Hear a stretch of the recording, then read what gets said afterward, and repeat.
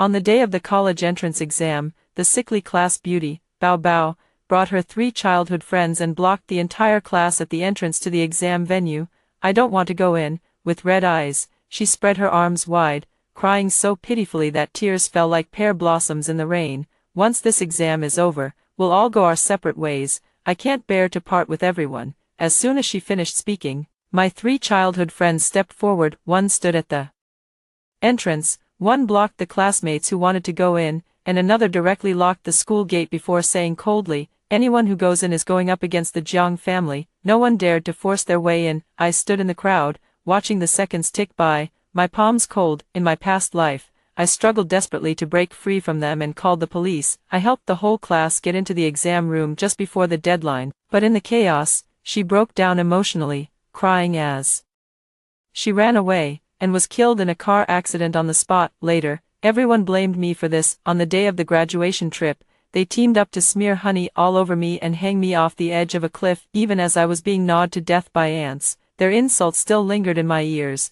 "She just wanted to keep us a little longer. Did you really have to make such a scene? If you hadn't called the police, how could she have ended up in trouble? You're so heartless. You don't deserve to be alive at all." When I opened my eyes again, I had returned to this very moment, with the school gate blocked. In my ears was still her tearful voice, "Stay with me a little longer, okay?" This time, I did not step forward. I simply retreated silently to the edge of the crowd. "Since you all think this exam isn't important, then let's miss it together." 1. Don't everyone want to spend a little more time with the baby? Outside the entrance to the exam center, on the eve of the first Chinese language exam for the college entrance exam, Zhang Jingya, with my 3 childhood friends, blocked the entrance to the exam hall and cried so hard she could barely catch her breath. She was dressed in a spotless white school uniform, her eyes red, cowering like a frightened rabbit. Every time I think about walking into the exam hall and then everyone going their separate ways, that I'll never get to see you all again, I feel so awful inside.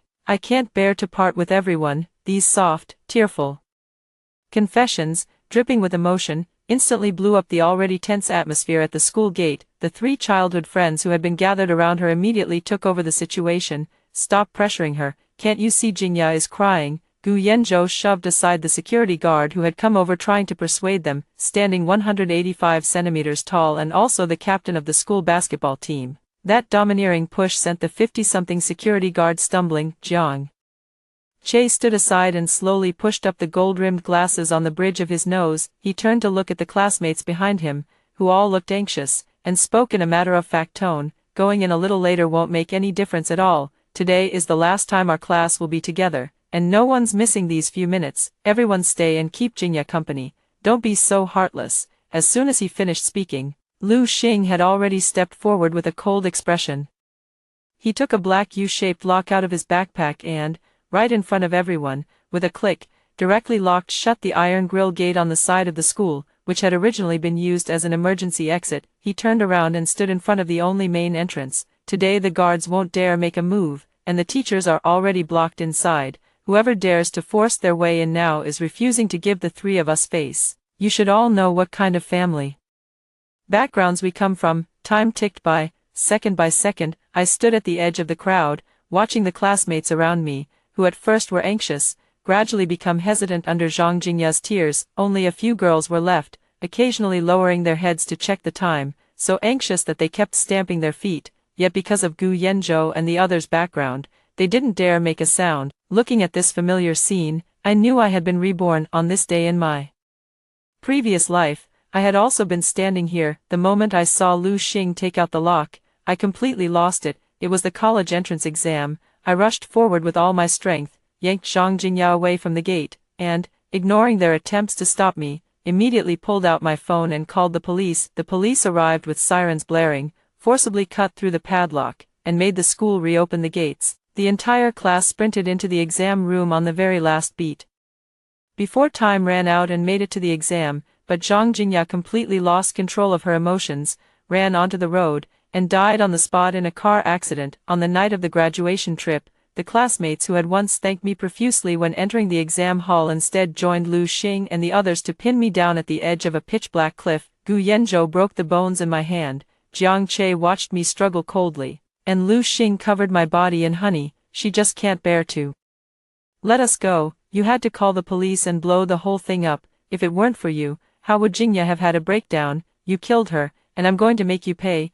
The agony of being gnawed at by ants was still vivid in my mind. Song-in, what are you standing there for? Hurry up and help persuade Jingya. The girl beside me shoved me. I suddenly came back to my senses and met Zhang Jingya's innocent eyes. I looked down and glanced at the second hand ticking on my wristwatch. 8:35. I remained silent and, when no one was paying attention, subtly took a step back. This time, I'm not getting involved. You all can miss the college entrance exam together. I turned around, trying to around this filthy crowd and quietly head toward the bus stop across the street. There is also a back gate for faculty and staff at No. 1 middle school. If I run over there now, maybe I can still make it. But just as I took 2 steps forward, a sharp pain suddenly shot through my wrist. What do you think you're doing? I didn't know when Gu Yanzhou had strode over, grabbing my wrist so hard that the immense force made my bones ache. He looked at me warily. You're sneaking around like that.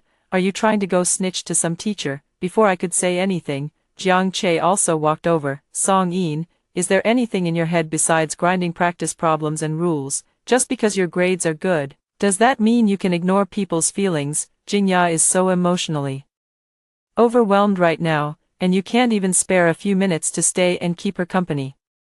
His words were like a fuse, instantly igniting the classmates around him, whose emotions had long since been swayed off course. Exactly, why are you the only one rushing for the exam? You never even scored full marks in the mock exams, did you? How much difference can a little time make? We're the top class, and none of us are scared. Only you, the worst one, are in such a hurry, so selfish. Everyone's here comforting Jingya, and she's trying to sneak in alone to steal the spotlight. Lu Xing folded his arms and added coldly, I already said it, anyone who dares to force their way in today is making an enemy of us. Song-in, want to try? Looking at those 3 faces, so familiar yet so utterly indifferent, I let out a self-mocking curl of my lips. Back then, Gu Yanzhou would brave a downpour and cross half the city to buy my favorite dessert.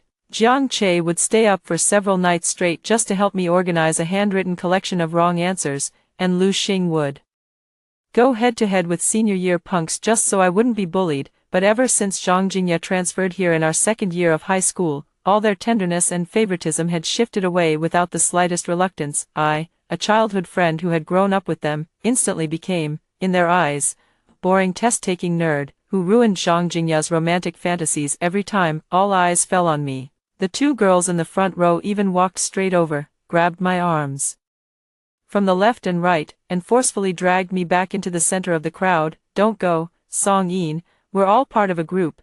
How can you get special treatment?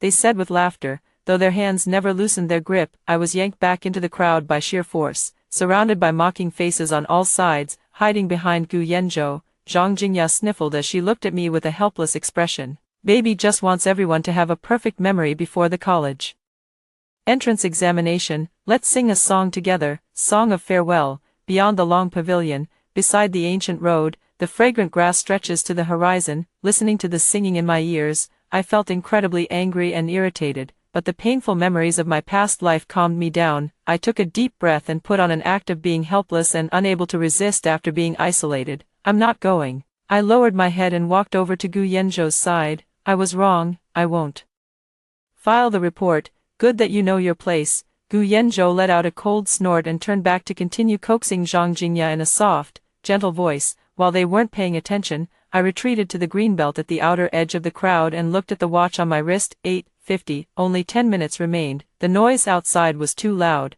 and it finally alerted the school leaders. An exam proctor wearing a red armband rushed over, drenched in sweat. Open the door. What are you doing? Unlock it right now. The security guard was so anxious he kept slapping his thighs. Leader, these students won't let anyone through. They've even put a big padlock on the side entrance. Which exam room are you from? Have you all gone crazy? The exam supervisor, standing behind the iron gate, pointed at Gu Yanzhou and Lu Xing at the front and cursed angrily.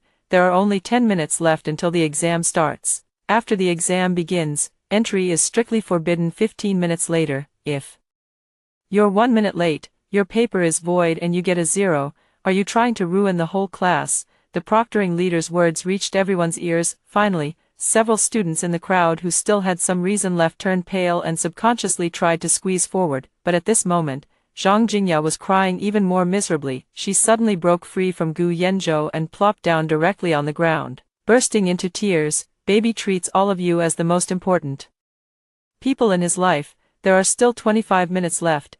Are you all going to leave?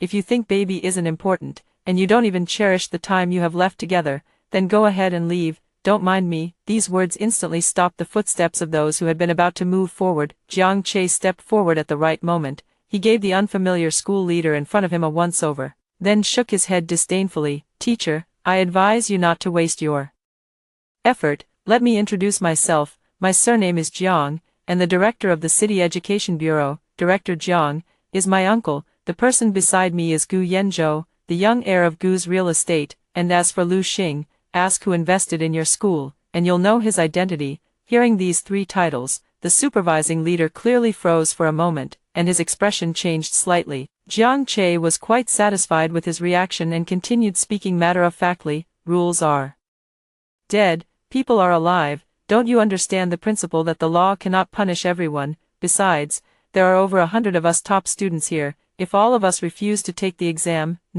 one high school's college admission rate for this year will be completely ruined. When the exam starts, just call the people upstairs and say the gate had a little problem and will open 10 minutes late. They can't possibly really keep us out. Jiang Che's confident expression instantly gave the classmates around him a huge sense of reassurance. Yeah, with young Master Jiang and young Master Gu here, the exam venue will definitely make an exception. As long as everyone acts together, they'll definitely have to give in. The proctoring supervisor was so angry he was shaking all over, but he still gritted his teeth and, with trembling hands, took out his walkie-talkie, trying to force an escalation to higher-ups, only to have Lu Xing grab his arm through the iron bars. Old bastard, are you getting cocky because we're being nice to you? Lu Xing chewed on his gum and suddenly leaned in. My brother Jiang is speaking to you politely because he's giving you face. Jingya's emotions still aren't stable. If you dare cause trouble here again, believe it or not, I can make one phone call and have you pack your bags and get the hell out of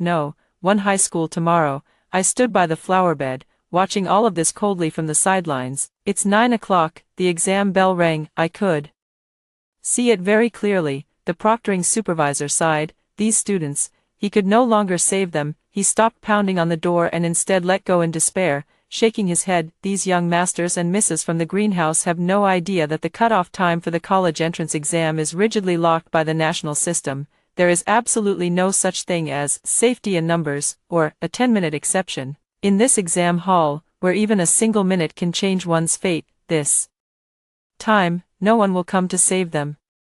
Suddenly, a synthetic female voice came over the campus PA. Attention all examinees, the exam has begun. 15 minutes from now, no examinee will be allowed to enter. The first wavering candidates finally appeared. Why don't we go in first? The announcement is already urging us, and what if they really won't let us in? A girl's voice trembled as she cautiously edged closer to Gu Yanzhou. The group had already begun to stir with obvious unrest. Several people were clutching their admission tickets tightly in their hands, staring in terror at the tightly shut iron gate. Zhang Jingya suddenly lifted her head, her eyes darted around once, then she abruptly broke into tears and laughter, loudly putting forward an even crazier suggestion. Since everyone has stayed, let's carry this friendship through to the end. Let's stay together until the very last moment, and at exactly 9:15, everyone hold hands and rush into the exam hall together. This will definitely be the wildest and most romantic memory of our youth. Romantic. The girl who had just suggested going in was already on the verge of tears. Gu Yanzhou whipped around and roared furiously.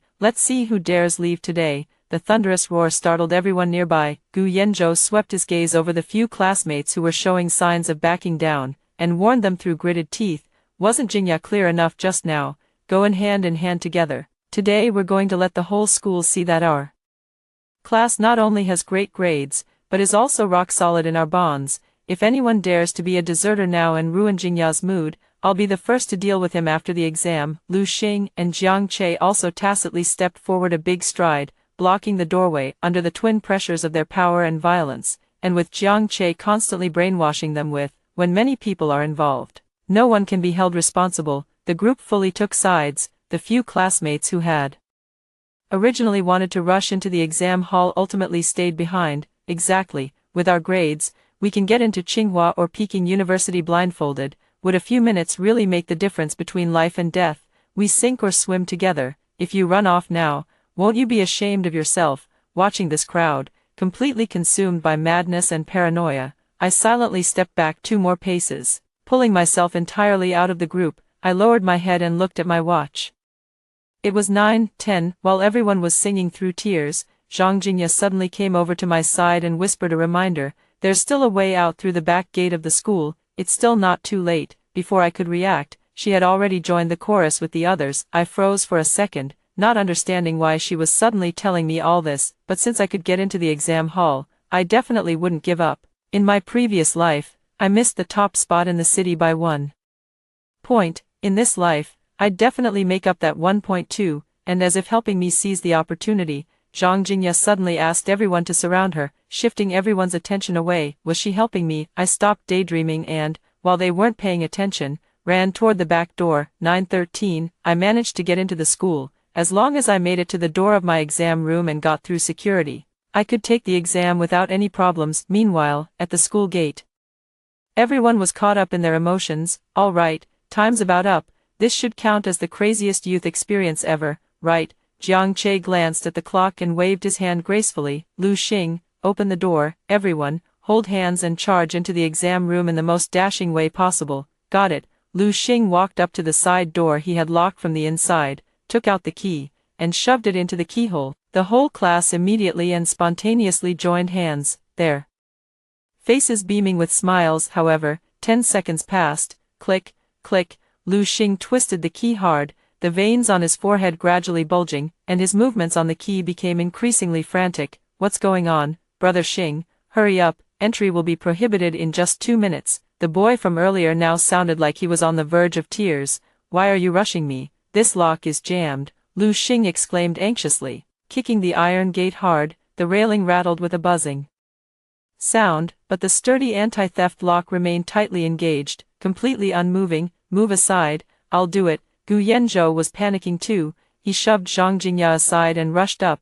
frantically smashing at the lock and pulling at the gate with Lu Xing. But no matter how hard they tried, the iron gate remained tightly shut. The security guard also rose above past grievances. He didn't want to delay the children's future. Seeing that they wanted to get in for the college entrance exam, he immediately rushed over to help. Just then, the electronic announcement sounded on time from the loudspeakers above the exam hall. It's now 9:15, all examination staff, please note, admission time has officially ended, stop verifying entry. Along with the cold announcement, the proctor walked out and was clearly startled to see that there were still so many people outside the school, but he still followed the rules and set up barricades inside the school. No, let us in, I'm Gu Yanzhou, let me in.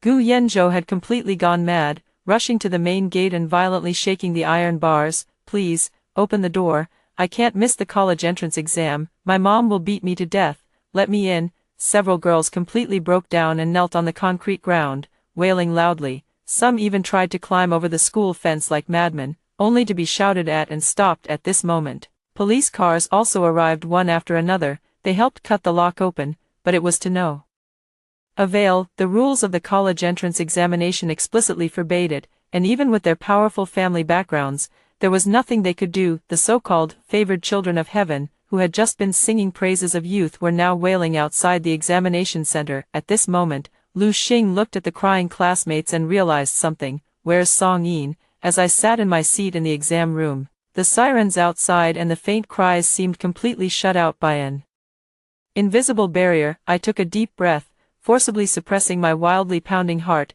and focused all my attention on the test paper. Although I entered the exam room nearly 10 minutes later than the others, the memories of my past life gave me my greatest confidence at this moment. I had reviewed these questions countless times in the deep nights of my past life. Now that I was doing it all over again, every question felt incredibly familiar, and my hands seemed guided by divine inspiration as I wrote. Inside the exam room, it was so quiet that the only sound was the faint rustle of pen tips brushing against paper.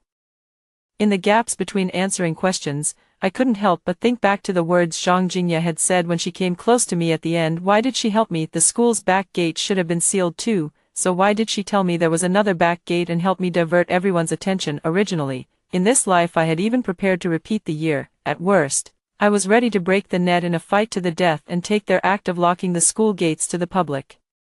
Security Bureau, yet I actually ended up sitting here, successfully taking the college entrance exam. No matter what, I'll finish the exam first. I pulled my thoughts back together and, in one go, finished writing the last character of the essay. Examination over, please stop answering. As the bell to hand and the papers rang, I let out a long breath, packed up my stationery, and followed the crowd out of the teaching building. Just as I reached the main gate of No. 1 high school, I was stunned by the scene before me. The area outside the gate was already packed solid. Not only were there anxious parents and police maintaining order, but also more than a dozen local media outlets that had rushed over after hearing the news. Long lenses and short lenses were set up outside the cordon, and flashes lit up the whole scene. Student Gu, may I ask what the reason was for your entire class missing the first exam? There are rumors that you all did it to protest the exam room system. Is that true?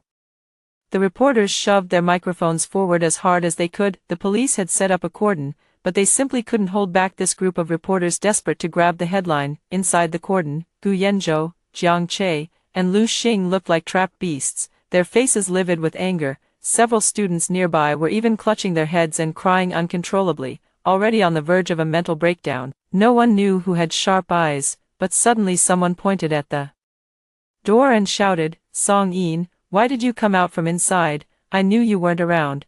Where did you go? So you went in to take the exam." That scream instantly drew everyone's attention to me. Gu Yanzhou suddenly lifted his head, his bloodshot eyes fixed fiercely on me. He strode to the iron gate and roared at me, "Song Yin, you fucking dared to sneak in, you actually betrayed us." The entire class seemed like a powder keg that had been ignited. They all rushed toward me, pouring the despair and rage of having missed the college entrance exam onto me. Their expressions looked as if they wanted to tear me apart and swallow me whole. "Song Yin, you slut, we agreed to stand or fall together, and you actually ran to the back entrance alone. You're so selfish. We came here to keep Jingya company, yet you used us just to go take your exam. How could you be so shameless? Traitor, a test solver is just a test solver. For a few points, you've even let your conscience be eaten by dogs." Hearing these vicious curses, I actually laughed in fury. "Are you out of your minds? Your feet are on your own bodies. It's not like I held a knife to your throats and forced you not to go into the exam room. You were the ones who said you wanted to stay behind and create romance. So what now? Now that the romance is over and you've realized you won't be going to school, you're starting to look for a scapegoat." My one sentence instantly tore off the last fig leaf they had left. One girl broke down in tears, turning to look at Zhang Jingya. "Jingya, you were the one who said we should hold hands and go in together. What do we do now? My parents will kill me." Everyone's eyes instantly turned to Zhang Jingya. Zhang Jingya's face turned deathly pale, tears falling in large drops. She reverted to that weak, helpless look again, shrinking slightly into Gu Yanzhou's arms. "Baby doesn't know. Baby just wanted everyone to have a memento. Baby never thought the door wouldn't open." "Yeah, how could the door not open?" Jiang Che suddenly turned around and glared at Lu Xing through clenched teeth. "Lu Xing, you were the one who brought that lock. You fucking took it upon yourself to lock the door." Lu Xing was just as furious now, veins bulging in his neck as he grabbed Jiang Che by the collar. "You're blaming me now. Why didn't you say anything when I locked the door in the first place? Who was it that stood there saying there's safety in numbers? How was I supposed to know that damn lock would jam and be impossible to turn? Stop arguing, all of you, stop arguing." Gu Yanzhou kicked the iron door irritably. More than 100 top students, in front of the cameras of dozens of media outlets, were blaming each other, cursing, and shoving one another, like a pack of mad stray dogs, completely thrown into chaos. A little over 10 minutes later, the first parents to arrive completely broke down. Slap. As soon as a girl stepped forward, her father slapped her hard across the face. The man was trembling all over with rage, pointing at her nose and unleashing a stream of abuse. "I spent hundreds of thousands sending you to cram school, and today you tell me you were singing at the school gate and missed the exam. Go die." Cries, slaps, and wails instantly echoed outside the school gate. The parents from ordinary families who had worked so hard to raise top students watched their children trample all over 12 years of bitter, painstaking study, and each of them was practically about to cough up blood. The luxury cars of the Gu, Jiang, and Lu families also pulled up one after another by the roadside. As soon as Gu Yanzhou's father, Chairman Gu, got out of the car, his face was so dark it looked like water could drip from it. Gu Yanzhou had originally wanted to step forward and explain, but Chairman Gu immediately raised his hand and slapped Gu Yanzhou on the back, knocking him off balance and onto his knees. Dad, listen to me explain, it was an accident. Accident my ass, mister. Gu flew into a rage, pointing at him and cursing in front of everyone. You dragged your whole class here to protest the college entrance exam for the sake of some woman. You've disgraced the Gu family completely. I'm telling you, this afternoon I'll have the lawyers handle the paperwork. From today on, the Gu family inheritance rights will be handed over to your younger brother. And in this lifetime you can forget about touching a single penny of the company. Gu Yanzhou felt as if struck by lightning, and his whole body went limp to the ground. For someone as arrogant and untouchable as the young master, being stripped of his inheritance rights was even worse than killing him. The parents of Jiang Che and Lu Xing were equally frustrated by how disappointing they were. Jiang Che's eldest uncle was even summoned by the Commission for Discipline Inspection for questioning overnight. The Jiang family was now too overwhelmed to look after itself, and they didn't even spare Jiang Che a glance, just as everything was in complete chaos. Gu Yanzhou suddenly got up from the ground, walked up to me with red eyes, and grabbed my hand. Song Yin, you're not allowed to go take the math exam this afternoon. His tones still carried that overbearing sense of entitlement. We swore as kids that we'd go to the same university. Our grades are already ruined now, and you have to stay in step with us. Jiang Che also pushed up his glasses from the side, forcing out the last shred of dignity. Song Yin, Yanzhou is right, even if you take the exam this morning, it's useless. Don't take the afternoon exam either. At worst, the four of us can repeat a year together next year, and our families will pay for it. I looked at the two lunatics, and my stomach churned violently. You're rotting and stinking on your own, and you still want to drag me down with you? I let out a cold laugh. Who do you think you are? What do you even amount to? Sorry, I'm not playing along. After saying that, I turned around directly and faced the reporters outside the cordon, who were all worried about not having a sensational news angle. Dear reporters, I'm Song Yin, a senior student in the Qingbei class at No. 1 City High School. I raised my voice and pointed at the group outside the door. Do you want to know the truth? This isn't a protest at all. It was Gu Yanzhou, Jiang Che, and Lu Xing, these three people, in order to satisfy the so-called separation anxiety of the girl they liked, Zhang Jingya, used their family backgrounds to intimidate the security guards, forcibly locked the gates of the exam venue, and led the whole class in singing a farewell song. They even threatened classmates who wanted to enter the exam room with their family power. The entire venue fell into dead silence for an instant, and then the reporters' cameras went off in a flurry of click, click, click. What nonsense are you talking about? Song Yin,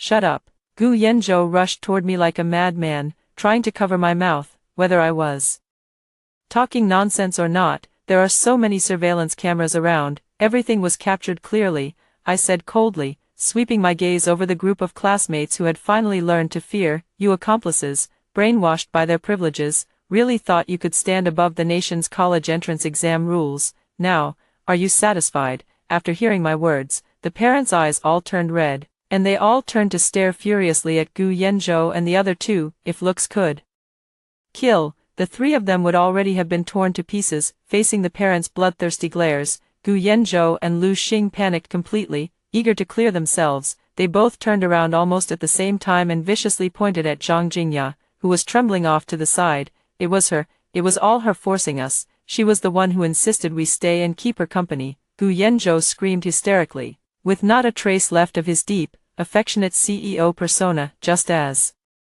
everyone's fury was about to engulf Zhang Jingya, she suddenly stopped sobbing. Zhang Jingya slowly stood up from the floor. She wiped the tear streaks from her face, and the timid look that had always been in her eyes was now unnaturally cold. She reached up and straightened her disheveled hair, a smile curling at the corners of her lips. Pretending to be a baby is really exhausting, but it was worth it to see you all looking like miserable stray dogs, worse than dead. Her voice was no longer that sweet, syrupy baby voice. Every word she spoke clearly reached everyone's ears. Gu Yanzhou froze. Jiang Che's hands stiffened in midair. The entire class looked at the girl in disbelief, as if she had instantly become a different person. You, what are you talking about? Lu Xing asked stammeringly. I'm saying, you fools, you're really ridiculous. Zhang Jingya swept a cold glance over the three childhood friends who had once held her in the palm of their hands. Do you really think I transferred here and hovered around you every day because I like spoiled young masters like you? She took a deep breath, and a fierce hatred erupted in her eyes. My brother, who was 13 years older than me, was called Lin Yuan. 3 years ago, the company he founded, Yuanhang Technology, was about to go public, but the elders of your 3 families, in order to swallow up his technology, joined forces to set him up, cut off his funding chain, and even falsely accused him of commercial fraud. My brother was forced to the brink by you, and in order to leave me a clean sum of money, he jumped from the 28th floor. What does this have to do with us? That was a business war between adults, Gu Yanzhou argued. Is that so? Zhang Jingya stepped forward sharply, pointing at Gu Yanzhou's nose, then at the whole class behind him. After my brother died, the truth originally had a chance to come out, but you 3, in order to protect your family's reputation, used your influence at school to lead the whole class into spreading wild rumors online. You posted that my brother was a scammer, that he killed himself out of guilt, that he was a deadbeat debtor. With your keyboards, you trampled on the last bit of dignity my brother had left. The faces of the classmates around them instantly turned pale, and some guiltily lowered their heads. I remember now, in my first year of high school, there really was a class-wide online crusade campaign, Gu Yanzhou and the others said. They were punishing evil and promoting good, and they rallied the whole class to go control comments under a news post. Zhang Jingya was smiling, but tears were falling down her face. I can't do what my brother did and build a business empire to take revenge on your families, but I can trample hard on the most important part of your lives. You are all accomplices in killing my brother. Today, I'm going to destroy the 12 years of hard work you put in. I want you to taste what it's like to fall from the clouds into the mud, to be driven to despair and madness. The scene fell into a deathly silence, with only the rustling of leaves in the wind. Those classmates who had been full of grievance just moments ago were now unable to utter a single word in rebuttal. Gu Yanzhou's eyes were bloodshot as he clenched his fists tightly, then suddenly whipped around and pointed at me. If the whole class is complicit, then why is Song Yin allowed to enter the exam room? Zhang Jingya turned her head and looked at me standing inside the iron gate. The hatred in her eyes faded a little, replaced by a kind of calm. Because she didn't take part, Zhang Jingya said word by word, when your whole class was cyberbullying my brother back then, only Song Yin posted one sentence. I don't know the full story, so I won't comment. And when I first transferred here in my sophomore year, all of you were secretly mocking me for being pretentious and for having a fake voice. Only Song Yin, when I was hiding in the bathroom gagging, handed me a tissue.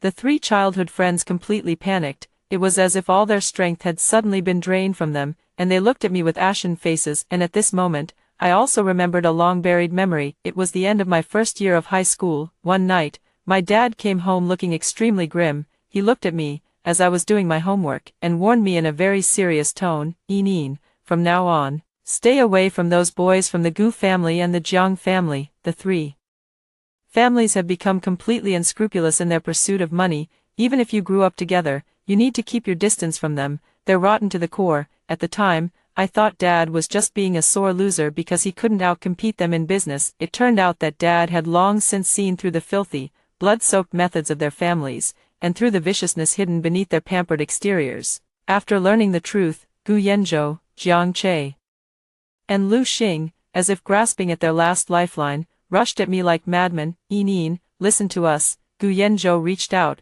trying to grab the hem of my clothes, his face covered in tears and mucus. We were young and ignorant back then. We didn't tell you because we were afraid you'd think we were awful. We knew you're a just person, and you'd definitely stop us, so we made the whole class keep it from you. Yin, we're the ones who grew up with you. Jiang Che no longer cared about his gold-rimmed glasses, and his voice trembled. Song Yin, help us explain to the media that we were just confused for a moment. I looked at them coldly, like I was staring at a pile of disgusting trash, and decisively took a step back to avoid their hands. Don't call me Yin, it makes me sick. I mercilessly shattered their last illusion. You're not afraid that I'll stop you, you're just rotten to the core. Yet still want to put on a front in front of me. Now, even thinking back to the times I spent with you as a child makes me feel physically nauseous. Stay in this filth and reflect on yourselves. The police quickly stepped forward and took Zhang Jingya away for investigation on suspicion of provoking trouble and disturbing public order. Zhang Jingya did not resist. The moment the handcuffs were put on her, she turned back and looked at me, a relieved smile on her lips. Although Gu Yanzhou, the other 2, and the whole class missed the Chinese exam, they were still allowed to take the subsequent exams. However, Everything was already ruined. The immense blow of missing the first exam, combined with the cruel truth exposed by Zhang Jingya in public, completely shattered all of their psychological defenses. In the afternoon math exam, Gu Yanzhou's hand holding the pen had been shaking the whole time, and he couldn't even solve a basic fill-in-the-blank question on the exam floor. Jiang Che suddenly lost control of his emotions, shouting and yelling until he was escorted out. Lu Xing even turned in a blank paper and collapsed on the desk, crying bitterly. Not just the three of them, but the entire Qingbei class, which had once prided itself on being the chosen ones, performed far below par. Even the top scorer's total was 150 points lower than in the usual mock exams, leaving them only barely able to get into an ordinary second-tier university. What was worse, the media outside the exam venue uploaded the day's interviews to the internet exactly as they had been recorded. The wealthy scion closed the door to the college entrance exam just to win a beauty's smile, the hidden truth behind an entire top class at one high school skipping the Gaokao campus, cyberbullying, and a wealthy family bloodshed case. A few news reports instantly exploded across the internet. The anger of netizens completely engulfed them, and the names and photos of those students were dug up and exposed by online users. The once dazzling top students had become accomplices in online harassment, reviled by the entire internet. Some couldn't bear the pressure and broke down in tears at home, wanting to repeat a year. However, none of the somewhat better high schools in the city were willing to accept this group of students with records, extremely poor mental resilience, and a whole mess of trouble surrounding them. They had originally had a bright future ahead of them, able to spend their youth freely at a top university, but because of their own arrogance, blind conformity, and malice, they shattered their future with their own hands. Karma is a wheel that turns unerringly. 3 years later, that ridiculous Gaokao farce had long since become the talk of the city over tea, and those three childhood friends, once so arrogant and overbearing, had also completely plunged into their own separate abysses, because the lock-the-door incident had such an appalling impact. Lu Xing not only dragged the family business into a sharp plunge in market value, but was also completely stripped of his inheritance rights. After his illegitimate younger brother took his place, he cut off Lu Xing's source of income. I heard that he now hangs around shabby bars all day and has become a bum who lives off other people's charity, cursing heaven and earth at anyone he meets. Although Jiang Che was sent abroad by his family at great expense to a diploma mill, he simply could not withstand the pressure of public opinion back home and the loneliness of being in a foreign country, and before long he completely degenerated into a life of partying and debauchery overseas. As for Gu Yanzhou, although his younger brother was hopelessly useless, he still ended up staying at the Gu family's company, but his meager education and the foolish things he had done back then became a permanent laughingstock among his business rivals. At the business table, no one was willing to work with an idiot who locked the exam hall doors for a woman, and the Gu family's business deteriorated day by day, gradually falling into the ranks of second-rate companies. As for Zhang Jingya, she was detained for a few days back then for disrupting the order of the exam hall. After she was released, she organized all the evidence and publicly cleared her brother's name online, completely vindicating Lin Yuan. She never took the college entrance exam again. On the anniversary of her brother's death, she chose to swallow pills and end her life, going to be with the brother who had raised her forever. When I heard the news, my feelings were mixed and complicated. In my past life, I was indirectly killed because of her, but in this life, after learning her story, I deeply admired her from the bottom of my heart. She lay low for a full 3 years to avenge her brother, giving up the best years of her life and, in the most ruthless way possible, carrying out a revenge that was entirely her own. And I, after breaking free from those rotten people's shackles, was able to bring my full strength to bear. Not only did I become the city's top scorer that year, I also earned a full scholarship in college, successfully secured a recommended place in graduate school, and began the truly vast and brilliant life that was mine to live. Later, Gu Yanzhou somehow found out where I lived. He was driving a battered Mercedes and blocked my way home from work. The once spirited young master now had sunken eyes and a weathered face, with reddened eyes. He pulled a cheap diamond ring from his pocket and even made as if to kneel before me, begging for my forgiveness, saying he had finally realized that only I was worth marrying. I didn't lose my temper.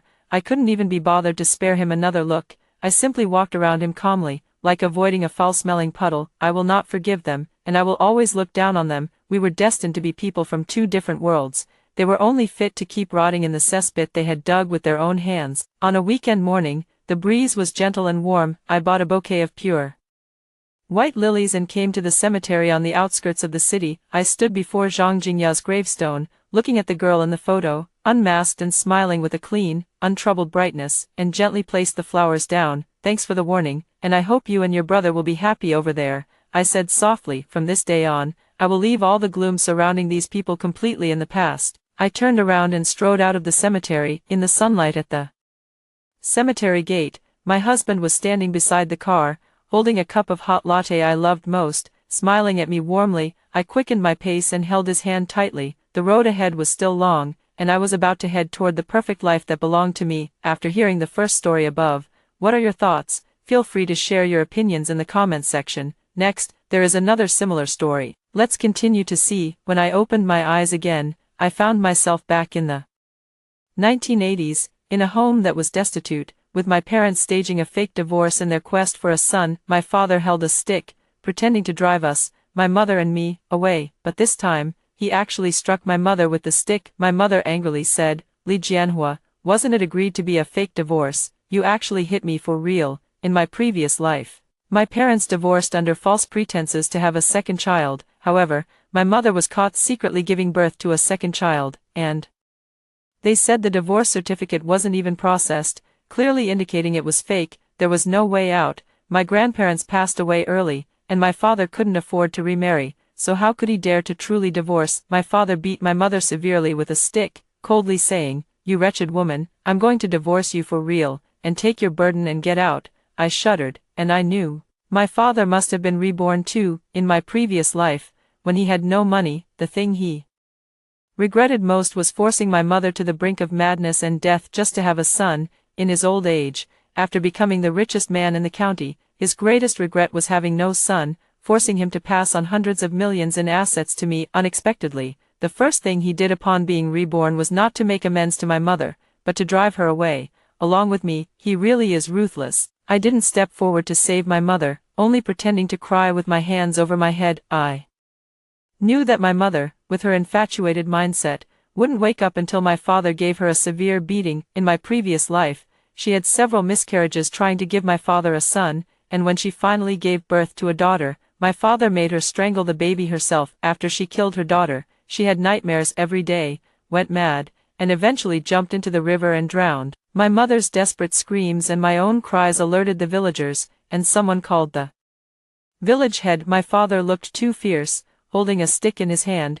It was harvest season, and all the strong men were busy in the fields, leaving only the elderly, women, and children behind. No one dared to step forward to help my mother. The village chief shouted at the entrance of the village, "Li Jianhua, you'll go to jail if someone dies. Think carefully." Only then did my father stop, threw the stick to the ground, and kicked my mother again. The village chief angrily asked my father if he was the first in the village to beat his wife, and if he really wanted a divorce from my mother. My father's attitude was firm. "Divorce, it must happen, and the child will be with my mother." The village head was also a fair person, saying that if my parents really wanted a divorce, the large brick house at my grandmother's place would belong to my mother. Moreover, most of the family property would go to my mother. Given our family's poverty, 2/3 of the rice and fields will be given to my mother, and all the livestock will belong to her. Furthermore, my father will have to pay child support for me until I turn 18. My father agreed without hesitation. My grandmother's house and my paternal grandmother were in the same brigade.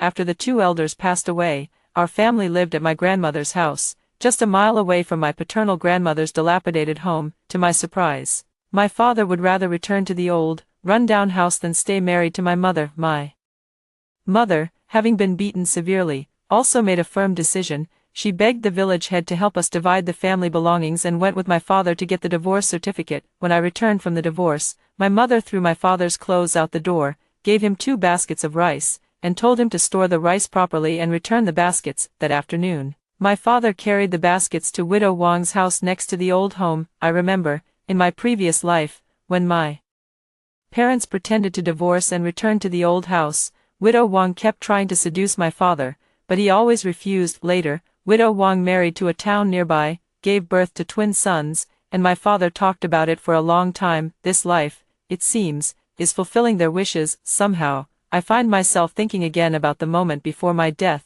In my previous life, I never married because my father said that the men pursuing me only wanted his money, and he forbade me from marrying. Yet, despite his words about leaving his inheritance to me, he tricked me into drinking poisoned wine on his deathbed. Now that we are both dead, to whom should that money belong? I shivered all over. My mother was crying nonstop next door, while I was doing something even more important, copying the genealogy. My father must never have expected that I, too, had been reborn. He wanted to divorce me before I could read, so he could give all the great benefits to his and widow Wang's son. Not a chance. I picked up the charcoal and yellow paper to copy a bit.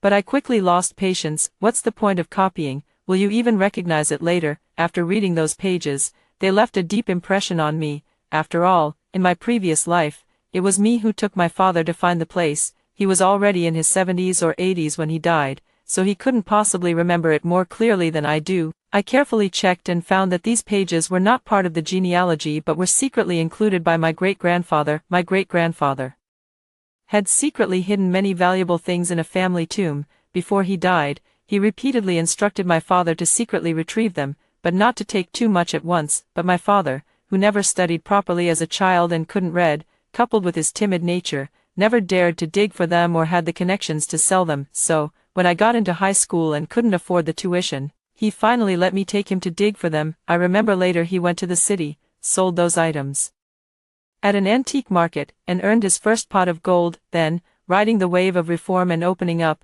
he opened a wholesale store, started a factory, and gradually expanded, eventually becoming the richest person in the county with assets worth hundreds of millions. With a firm heart, I carefully tore out these pages, memorized the content repeatedly, and without hesitation, folded them neatly and tucked them under the tile that served as a table leg support. My small desk was still the one my mother used when she was a child, but now it was much more stable. The next morning, just as the sky began to lighten, I was awakened by a series of urgent knocks on the door. Sure enough, it was my father, arriving with 2 empty baskets. My mother said viciously that she would never forgive my father, and he should give up that hope. Who should really give up hope? She has no idea at all. My father pushed my mother aside and walked straight into the study, which was the room my grandfather had prepared for me, with all the books inside. My mother, in order to fill the bookshelves, even put the genealogy in there. My father cradled several genealogy books in his arms as if they were treasures, leaving without looking back. My mother was both angry and anxious,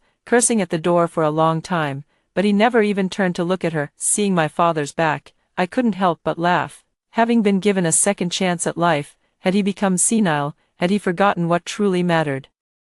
If I were him, the first thing I'd do after being reborn would be to secure the genealogy books, not rush into divorce and having more children. I must admit, I'm quite looking forward to seeing his reaction when he realizes that I've tampered with the genealogy and he can't find anything. My mother has a flaw. Whenever she's in a bad mood, she works herself to the bone, literally destroying herself. With bruises and marks all over her body, she seems to have already forgotten how painful yesterday's beating was. After breakfast, she grabbed a hoe and was about to head out. I asked her where she was going, and she said she was going to till the fields. Why dig the fields right after the autumn harvest? I sighed and told my mother that the dried-up well behind the house was connected to a piece of barren land, and since no one wanted it, it would be better to dig it deeper and turn it into a small fish pond. Even if we couldn't raise fish, we could raise ducks or geese. My mother was feeling depressed and didn't ask why. She really went to the back of the house to start digging. Our area still had quite a bit of farmland. The paddy fields were allocated by the production team, and whoever cultivated the barren hills and lands owned them, especially this piece of land,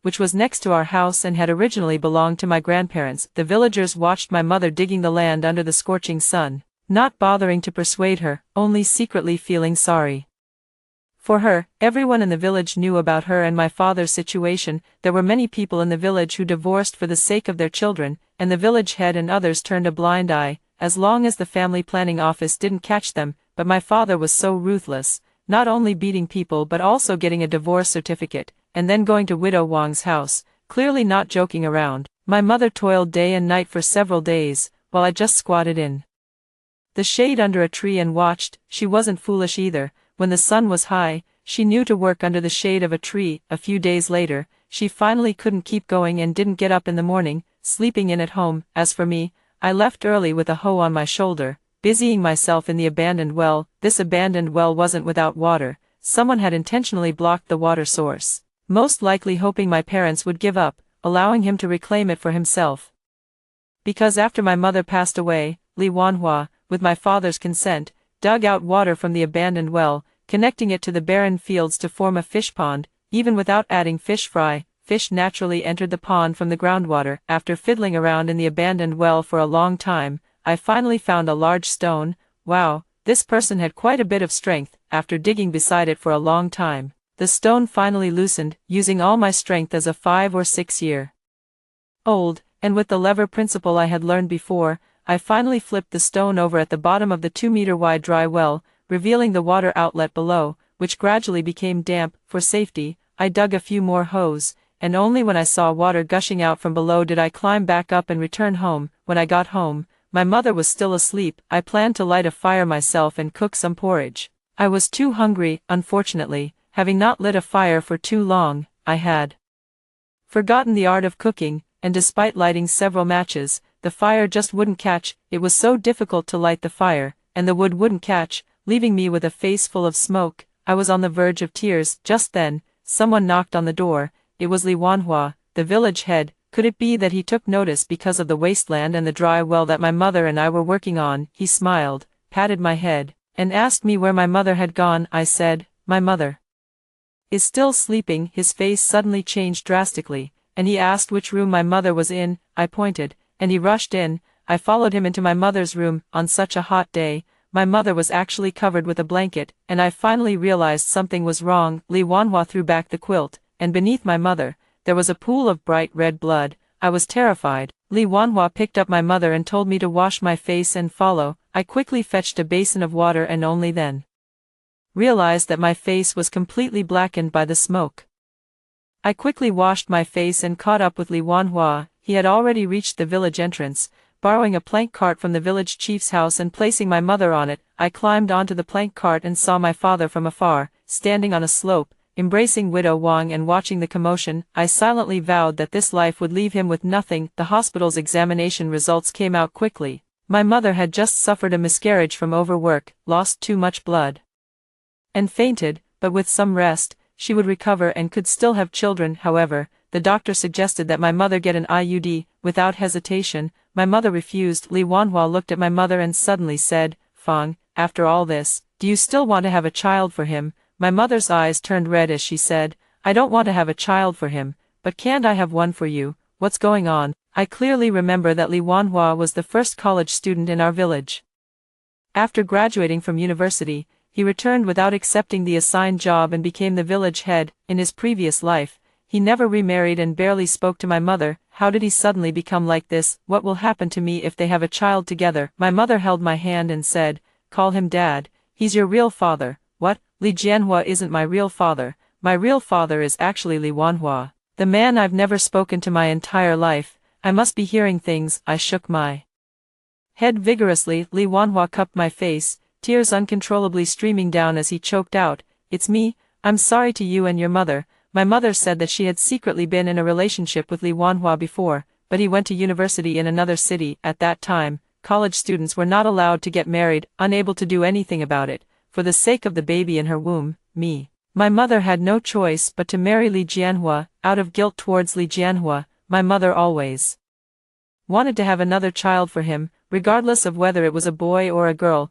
just to give him one. Since Li Jianhua was so heartless, my mother had no choice but to work herself to the bone to abort the child in her womb. I never expected that in my previous life, my mother and my biological father were so tight-lipped. If it weren't for being reborn, I would never have imagined that my real father was someone else. Suddenly, I felt that Li Jianhua was quite pitiful in his previous life, working so hard to raise me, only to find out I wasn't his biological child. By the time my mother was discharged from the hospital and returned home, rumors were already flying all over the village. The most absurd rumor was that my mother had an affair with Li Wanhua, which led to her being driven out, and she even caused Li Jianhua's children to miscarry. No one seems to remember the scene from a few days ago when my mother was working herself to death in the fields. The village chief said that since the two had divorced, it was normal for them to remarry. Since Li Jianhua had married Widow Wang, it was only natural for my mother to marry Li Wanhua. Under the village chief's persuasion, Li Jianhua and Widow Wang got their marriage certificate, and my mother and my biological father also got their marriage certificate. Afraid of gossip from the village, for a long time, I didn't dare to call my biological father Dad. In the end, it was the village head who made the decision, allowing me to call him Dad and changed to calling Li Jianhua Uncle. Naturally, Li Jianhua was overjoyed, as this meant he no longer had to pay for my upbringing after school started. My father wanted to enroll me in preschool, but the teacher said I was already 6 years old and could start first grade. Originally, he came to my house a few days ago to persuade my mother to send me to school in my previous life. He also came to my house, wanting to persuade me to study, but was scolded by Li Jianhua.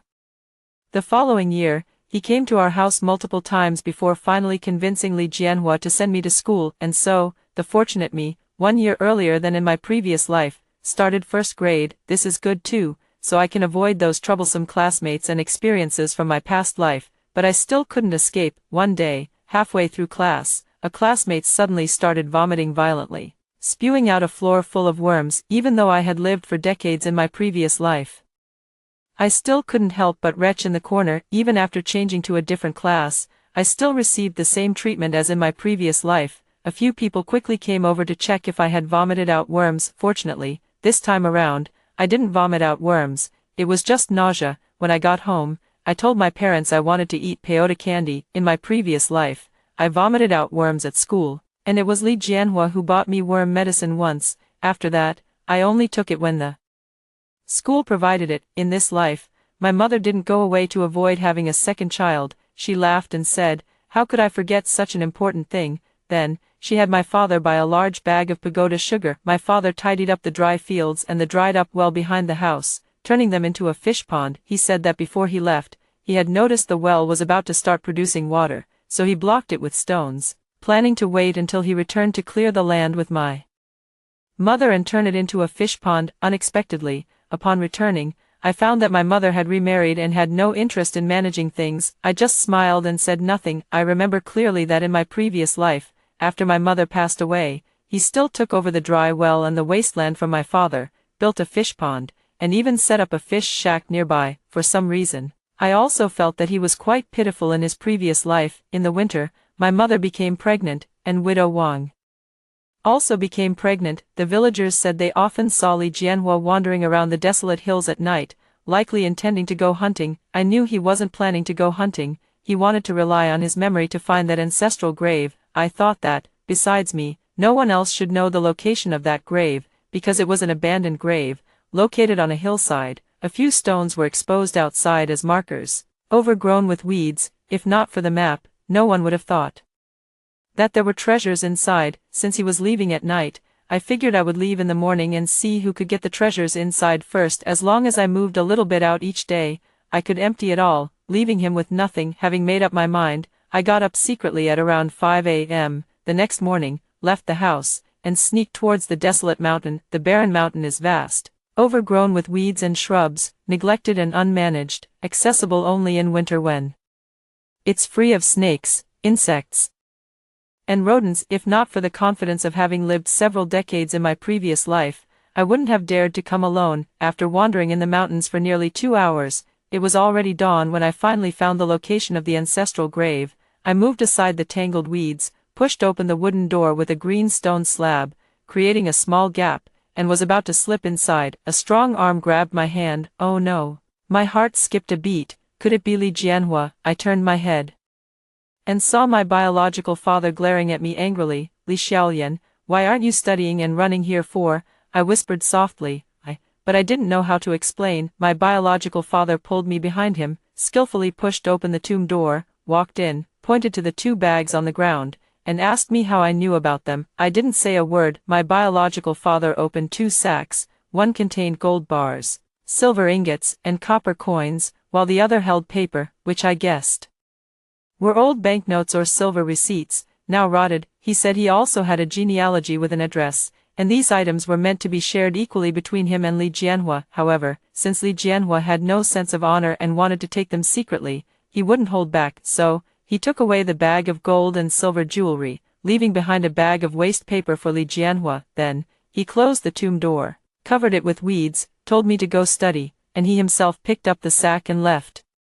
He repeatedly urged me never to let anyone else know, especially Li Jianhua, that these things, no one else should ever get their hands on. On the way to school, I kept thinking about one thing. In my previous life, maybe my biological father always knew about the existence of those things and how Li Jianhua had become successful, but he has been staying in the countryside guarding his fish pond, without a single word. Is it really just because those things were ill-gotten gains? Is it possible that in his previous life, he knew those things would eventually be mine, so he chose to remain silent? Did he say that no one should get them, intending to hand the items over? I can already imagine, not long from now, my dad wearing a little red flower and receiving an award certificate. When I returned home for lunch at noon, my dad seemed as if nothing had happened. After lunch, he told me to go to the back of the house and feed the ducks in the fish pond. After feeding the ducks, I went to wash my hands at the location of the old dry well and was surprised to find that my dad had made a circle, enclosing the area around the well, and had also surrounded many duckweed and water plants there. I laughed. It really was a case of, this place has no silver worth 300 taels. The second year, my mother gave birth to a sister, and my parents loved her immensely, naming her Li Jinjin, and Li Jianhua really did give birth to twin sons, naming them Li Long and Li Hu. Li Jianhua strutted around all day, walking as if with the wind. He leveraged his memories of the past life to set up a stall in town and started a business. As for my parents, they expanded the family fish pond, stopped raising ducks, focused entirely on fish farming, and also cleared a piece of barren land to plant fruit trees, mushrooms, and sell tofu. By the time I reached middle school, Li Jianhua had built the first two-story house in the village with the money he earned from business. My parents were not to be outdone either, and they built a two-story house right next to ours. The villagers all laughed at my parents, saying that raising two daughters and building a two-story house, who would live in it? Li Jianhua said in the village that he was my real father, and that after my parents were gone, the house would belong to his son. He really dared to think that Li Long and Li Hu, along with their sister Jinjin, went to school together, but they always bullied Jinjin. One day, I happened to see them on the road and gave the two brats a good beating. The two kids cried and went home to tattle to their parents. Widow Wang came to my house, throwing a tantrum and rolling on the floor, until the village chief gave her a scolding and she finally went back obediently. After that, Jinjin never walked with them again. Li Jianhua constantly called me an ingrate, probably thinking that since I was his biological child, I should be grateful for all the hard work he put into raising me in my previous life and for passing down so much family property to me. If it weren't for him, how would I have died early and been reborn? I hate him to death. Li Long and Li Hu seem to have no talent for studying. Every exam, the two of them together don't even score 60 points, but they are quite skilled at stealing chickens and dogs. One day, I noticed that the old desk in the house started to wobble, and I realized something was wrong. Several pages under the desk had been taken away without my knowing. When, if I'm not mistaken, it must be Li Jianhua who discovered something amiss with the genealogy and had the two kids secretly find and take it away. The paper shouldn't be that good after so many years, right? It should have rotted away by now, right? Before the summer vacation, after the high school entrance exam was even half over, I saw Li Jianhua standing at my doorstep, covered in dirt, asking if I had touched anything in the ancestral grave. My father stood in front of me and asked him, "Which ancestral grave? What thing? The whole village is surnamed Li, and if there's anything in the old ancestral grave, it should be shared equally by the whole village." Li Jianhua panicked and said, "Nothing, there's nothing." A few days later, Li Jianhua was severely beaten and lay at home. My father took 200 yuan and some fruit to visit him. They spoke with the door closed. My mother didn't come, and Jinjin went out to play. I crouched by the room door and couldn't help but eavesdrop on a few sentences. Originally, Li Jianhua was set up and lost the shop in town due to gambling. Wanting to recoup his losses, he went to tamper with the items in the ancestral grave. Unexpectedly, all he found in the grave was a bag of waste paper. My father scolded him a few times and then said he wanted to go home. He grabbed my father's hand and asked if he could borrow some money to try and win back his losses. My father told him to forget about it, not only because they didn't have the money, but even if they did, no one would lend it to him for gambling. Unexpectedly, Li Jianhua, who had been given a second chance at life, got involved in gambling. It seems he really has lost his mind. When the holidays ended, my dad sent me to the city to attend high school, saying, "What's good about the county high schools? The city ones are much better." Everyone laughed at him, saying that it was already good enough for a girl from the village to attend high school, let alone sending her to the city. It was as if he had money to burn.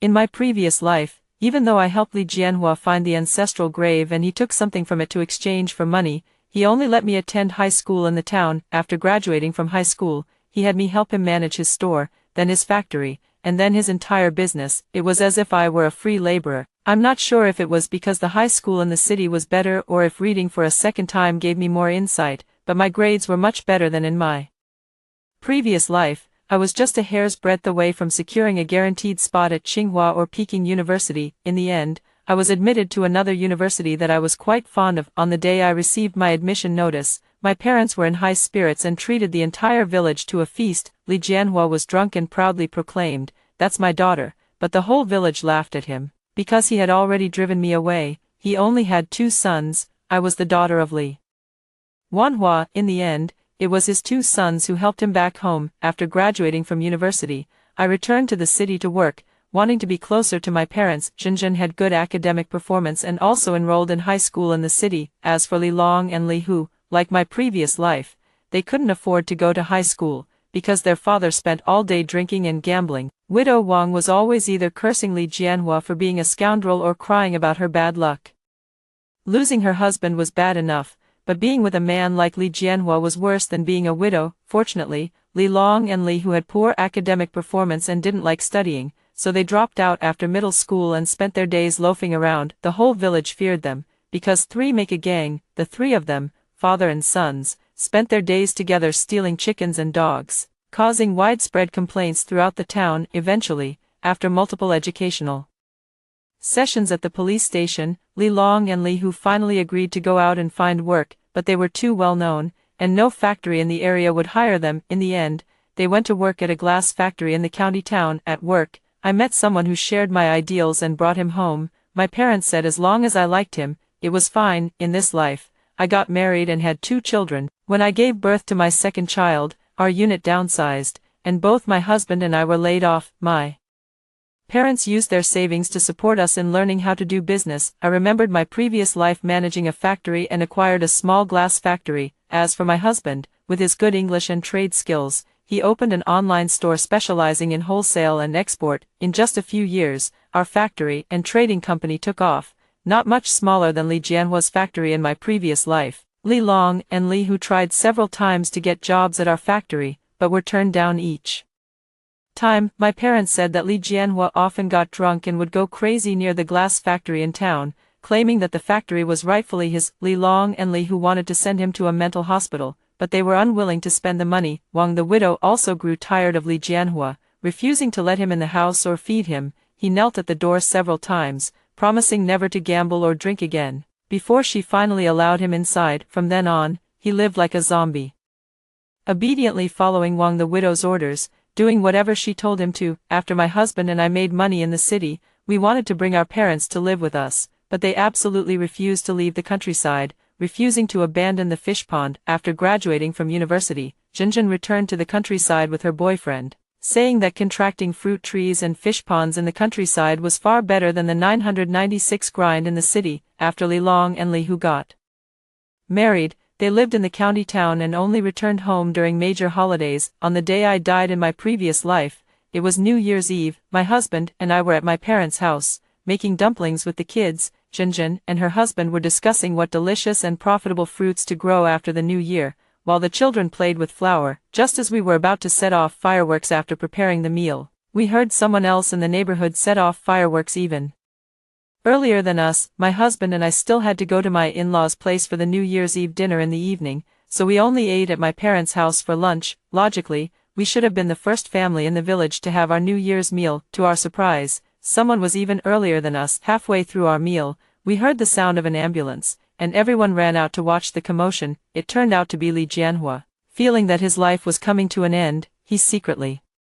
laced the dumplings with poison. Everyone in his family fell ill, except for him. Fortunately, the timely discovery meant that, apart from widow Wang, who was older and had eaten more, requiring a few days in the hospital, everyone else was successfully resuscitated on the same day, but each one suffered through stomach pumping and induced vomiting. After the new year, widow Wang was taken to the city by her 2 sons, leaving Li Jianhua alone in the village. Li Jianhua didn't die like he did in his previous life. Instead, he seemed to have a sudden burst of energy, looking very lively. He spent all day spouting nonsense in the village, one moment claiming he was a tycoon who had poisoned his daughter and given all his wealth to his twin sons, then he would say that there was clearly a bag of gold in his family's ancestral grave, so how did it turn into a bag of waste paper? Then he would claim that if he died, he would definitely be reborn, and he was sure to become a tycoon. I think that if he hadn't gambled, perhaps with the experiences from his previous life, he could have become the richest person in the county without needing the treasures from the ancestral grave, but with him in this crazy state now, even if he were to live again, he might end up worse than in this life. In my previous life, I didn't enter that tomb, so I didn't know what was inside, but hearing Li Jianhua's ramblings, I can't help but wonder if it's possible that my real father also reincarnated. In his previous life, he took away that sack of waste paper and left the gold and silver to Li Jianhua. After all, leaving it to Li Jianhua was the same as leaving it to his own daughter, but this time, he directly chose the bag of gold and silver, threw them into the well, and left the bag of waste paper in the tomb. After Li Jianhua's death, my father still donated everything from the well. He said that keeping these things would only harm people. I once tried to ask my father about the previous life, but he always said that it was not good for a young person to live in the present and think blindly all day.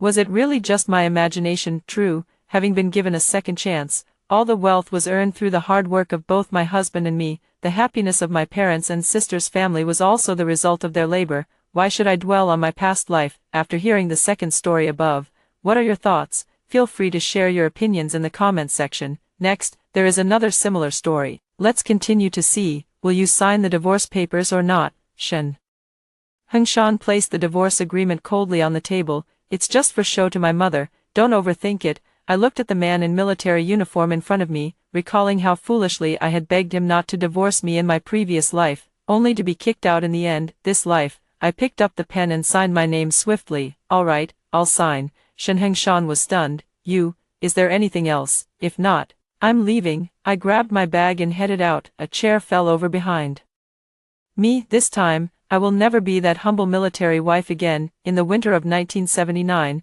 amidst the swirling snow in the military compound, I sat across from Shen Hengshan, staring at his expressionless face. Su Wanwan, let's get a divorce. I had heard this sentence before, countless times in my dreams. On this day in my previous life, I cried my heart out, clinging to his legs, begging him not to leave me. As a result, he said it was just an act for his mother's sake, asking me to play along, and that we would remarry after she passed away. I believed it. Then I waited for him for 3 years in that dilapidated bungalow, only to receive his marriage certificate with his childhood sweetheart and white moonlight.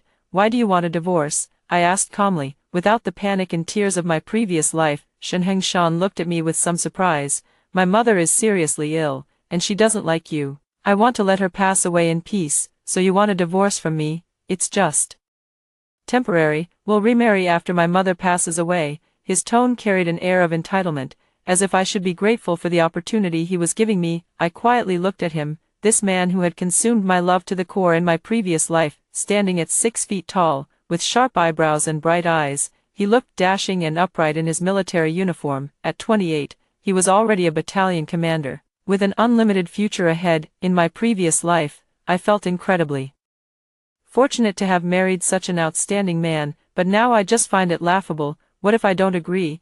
I asked. Shen Hengshan frowned. Su Wanwan, don't be unreasonable. This is just a temporary solution that benefits all of us. What benefit is there for me? After my mother passes away, I will make it up to you. And, he paused, if my mother finds out we're divorced, she might leave her old house to me. When we remarry, that house will be ours. I almost burst out laughing. In my previous life, I was deceived by these words. As a result, after my mother-in-law passed away, the house was indeed left to Shen Hengshan, but by then I had already been kicked out, and the house had nothing to do with me. What if I insist on not getting a divorce? I continued to ask. Shen Hengshan's face turned completely cold. Su Wanwan, don't force me to say harsh words. We've been married for 3 years, and you know very well how I've treated you. Now, all I'm asking is for you to cooperate, and you're so unwilling. How does he treat me? On our wedding night, he moved to the study, saying he wanted to focus on work and not be disturbed. For 3 years, we lived like roommates, nothing more than a nominal couple. He never touched me, rarely even holding hands. I was a free nanny and a figurehead wife for 3 years, and in the end, I wasn't even considered a real wife. Are you threatening me? I looked at him. I'm not threatening you, I just hope you can understand my difficulties. Shen Hengshan stood up, looking down at me. For a girl from the countryside like you to marry into the Shen family is already a blessing from your ancestors. Now, just a temporary compromise. What's the big deal? A girl from the countryside. Those words felt like a sharp thorn, deeply piercing my heart. In my previous life, I worked tirelessly to integrate into the Shen family, learning how city people spoke, how to dress and groom, and various etiquette rules, but in the end, in their eyes, I was always just the unworthy country girl. I took a deep breath and slowly stood up. Shen Hengshan, where is the divorce agreement? He paused for a moment, then pulled out the divorce agreement he had prepared long ago from the drawer of the desk. I skimmed through it in a glance, just as it had been in my previous life. The house was his, the savings were his, and I was left with nothing. The only thing he gave me was a living allowance of 50 yuan. Any other requests? I asked.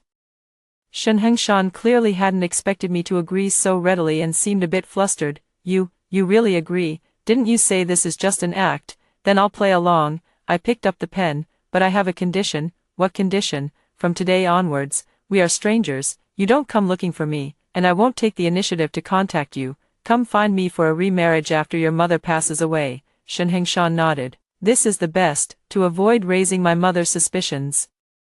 I signed my name on the divorce agreement, each stroke written neatly. Shen Hengshan watched me sign, a complex emotion flashing in his eyes, but it quickly disappeared. Su Wanyan, are you sure you won't regret it? He asked. I put down my pen and looked at him. I have never been more certain about anything in my life. After signing, I stood up and walked straight out. Where are you going? Shen Hengshan asked from behind. This is none of your concern. I didn't even turn my head, comrade.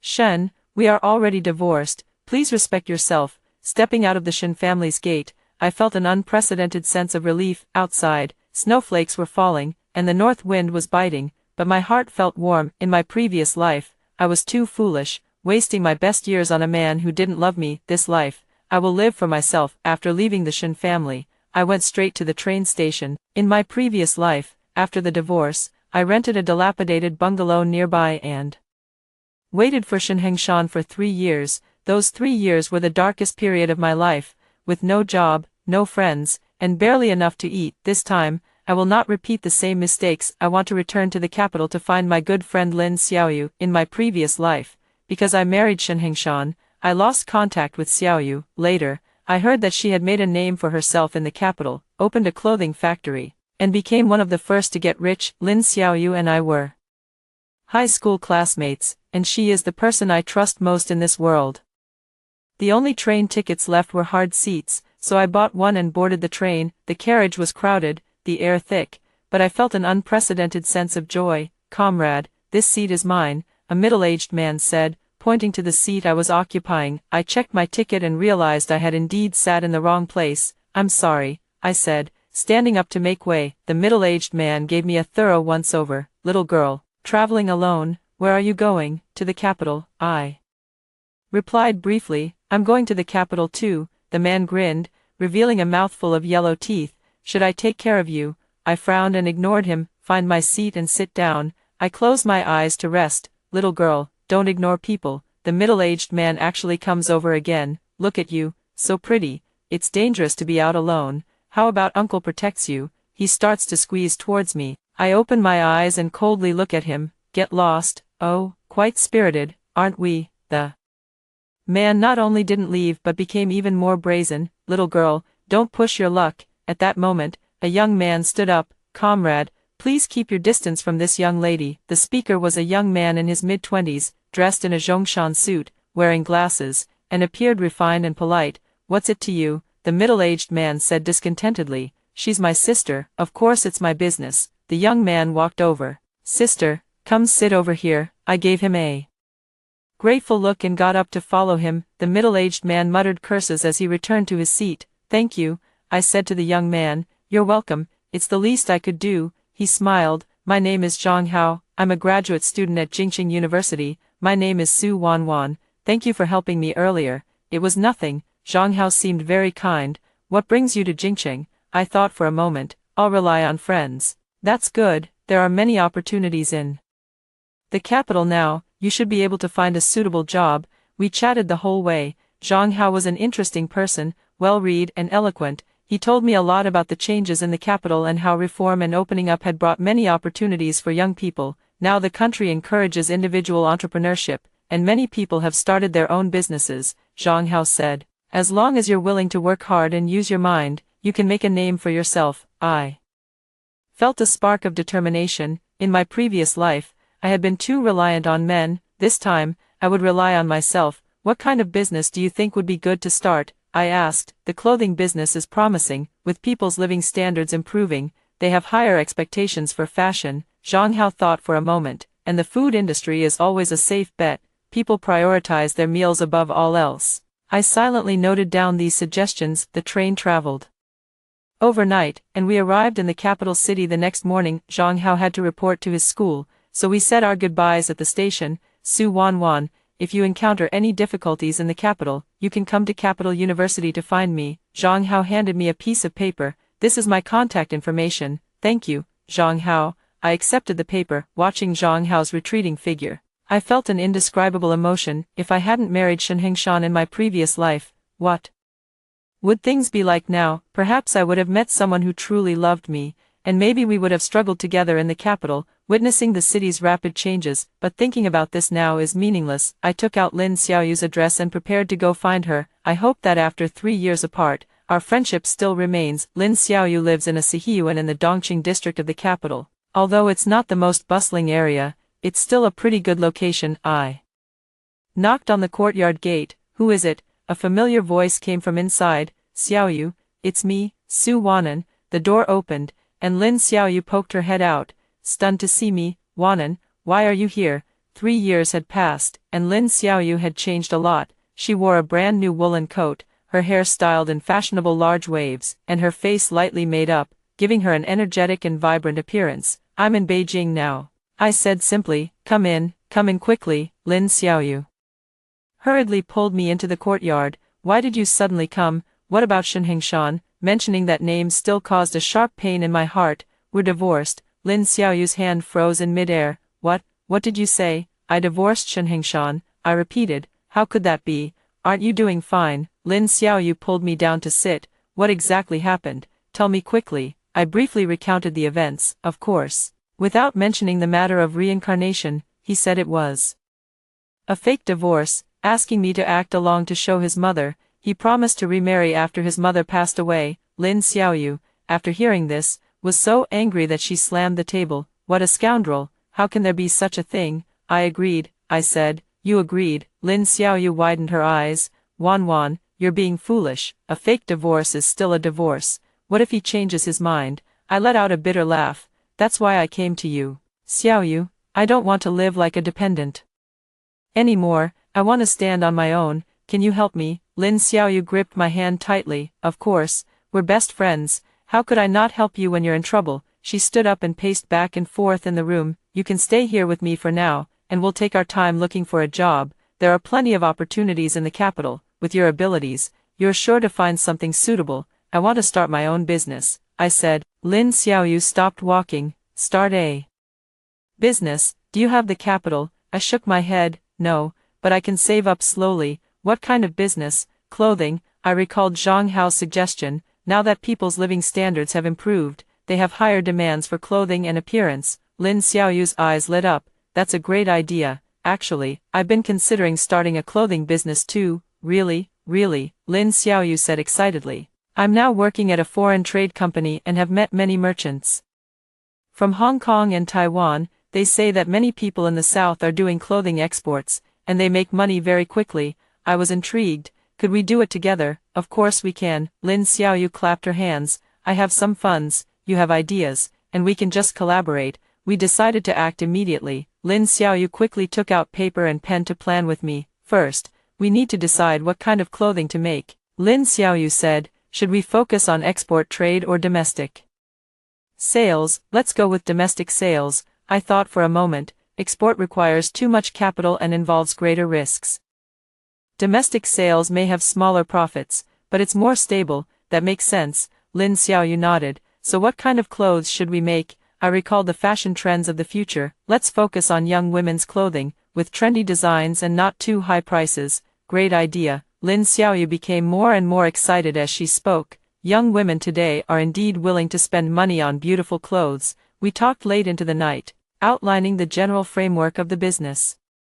Lin Xiaoyu had savings of 20,000 yuan, which was a considerable amount in 1979. Although I didn't have any capital, I had the experience from my previous life and foresight into the future. To be honest, I've always wanted to start my own business, but I always felt unsure doing it alone, said Lin Xiaoyu. Now that you're with me, I feel much more at ease. Me too. I held her hand. Xiaoyu, thank you for believing in me, we're best friends. What's with the thanks? Lin Xiaoyu smiled. Tomorrow we'll go to the market to take a look and get a feel for the situation. Lying in the room that Lin Xiaoyu had tidied up for me, I looked at the moon outside the window, my emotions in turmoil. In my previous life, I had placed all my hopes on Shenhengshan, but in the end, I gained nothing. This life, I will create my own future with my own hands. Shenhengshan, just you wait.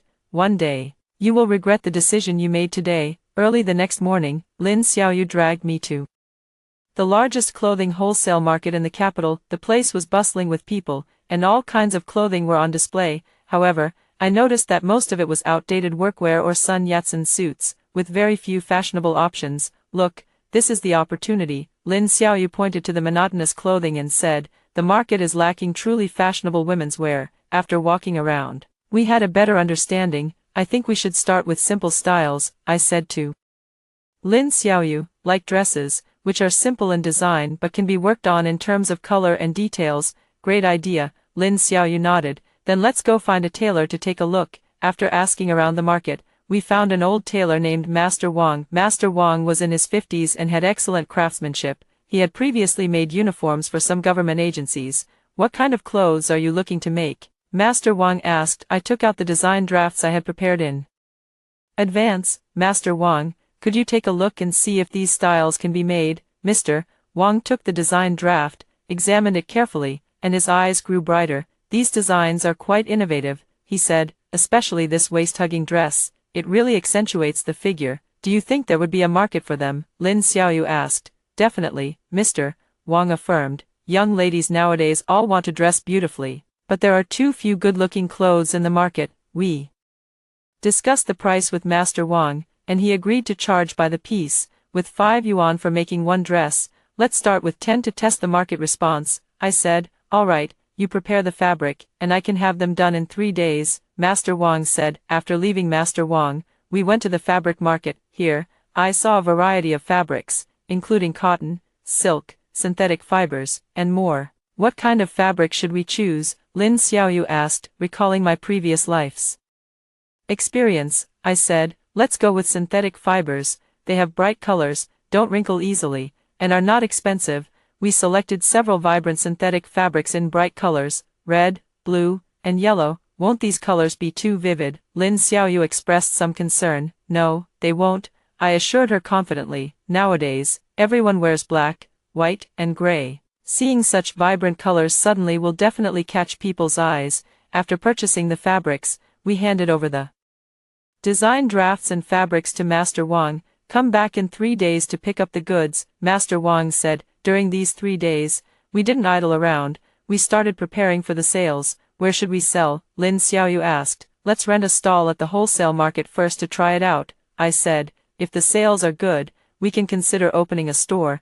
We rented a small stall in the wholesale market for 50 yuan a month. It wasn't cheap, but the location was good, with a lot of foot traffic. 3 days later, Master Wang's clothes were ready, 10 dresses, each exquisitely made, with new styles and vibrant colors. So beautiful. Lin Xiaoyu picked up a red dress, unable to take her eyes off it. I want to buy one for myself, then keep one for yourself, I said with a smile. We'll sell the other 9. We moved the clothes to our stall and started our first day of business. At first, no one paid much attention, and Xiaoyu and I were a bit nervous, but soon, someone was attracted by our clothes. This dress is so pretty. A young girl pointed at the red dress and said, how much is it? I quickly calculated the cost in my mind. 35 yuan, that's expensive. The girl hesitated. Miss, you should try it, I said. This is the latest style, and you definitely won't find another one like it in the market. The girl was persuaded by me and went into the fitting room to try it on. After coming out,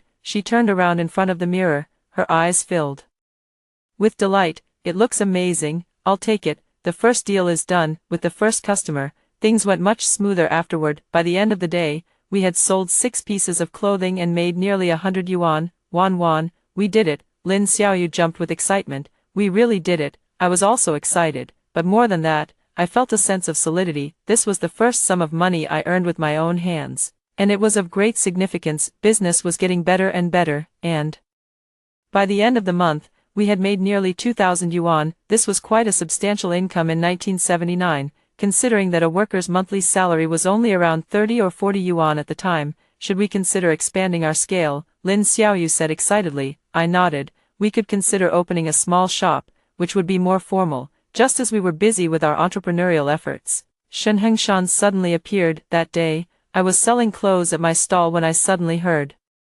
someone call my name, Su Wanyan. I looked up and saw Shen Hengshan standing in front of the stall, his face filled with disbelief as he looked at me. He was still wearing that military uniform, still as handsome and upright as ever, but in my eyes, he no longer held any appeal. Why are you here? He asked. Doing business, I replied indifferently, continuing to fold my clothes. Doing business, Shen Hengshan frowned. Su Wanwan, as a woman, why are you out in the open doing business? What does it have to do with you?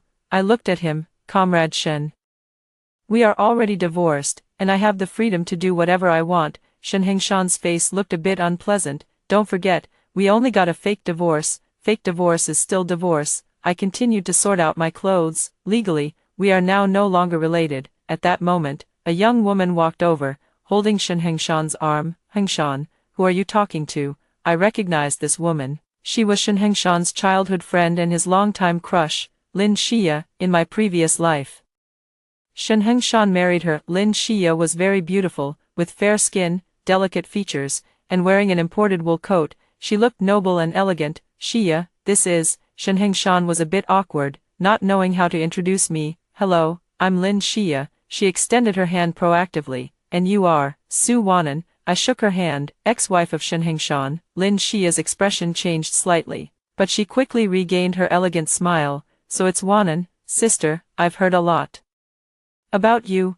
I wouldn't dare, I replied coldly. Shen Hengshan's expression grew increasingly grim. Su Wanwan, can't you speak properly? I think I'm speaking quite well, I said, looking at the two of them. Is there anything else? If not, I need to get back to business. Hengshan, let's go. Lin Xia tugged at Shen Hengshan's sleeve. Don't disturb her business here. Shen Hengshan gave me a deep look. Su Wanwan, you've changed. Is that so? I smiled. Then thank you. It's you who taught me to be independent. Watching their retreating figures, I felt a mixture of emotions. In my previous life, seeing this scene would have made me cry my heart out, but this time, I only felt a sense of relief. Wanwan, who was that man just now? Lin Xiaoyu came back from outside and, seeing my bad complexion, asked with concern. Shen Hengshan, I said simply. How dare he show his face here again? Lin Xiaoyu said angrily. And he even brought a woman with him. That's too much. It's okay.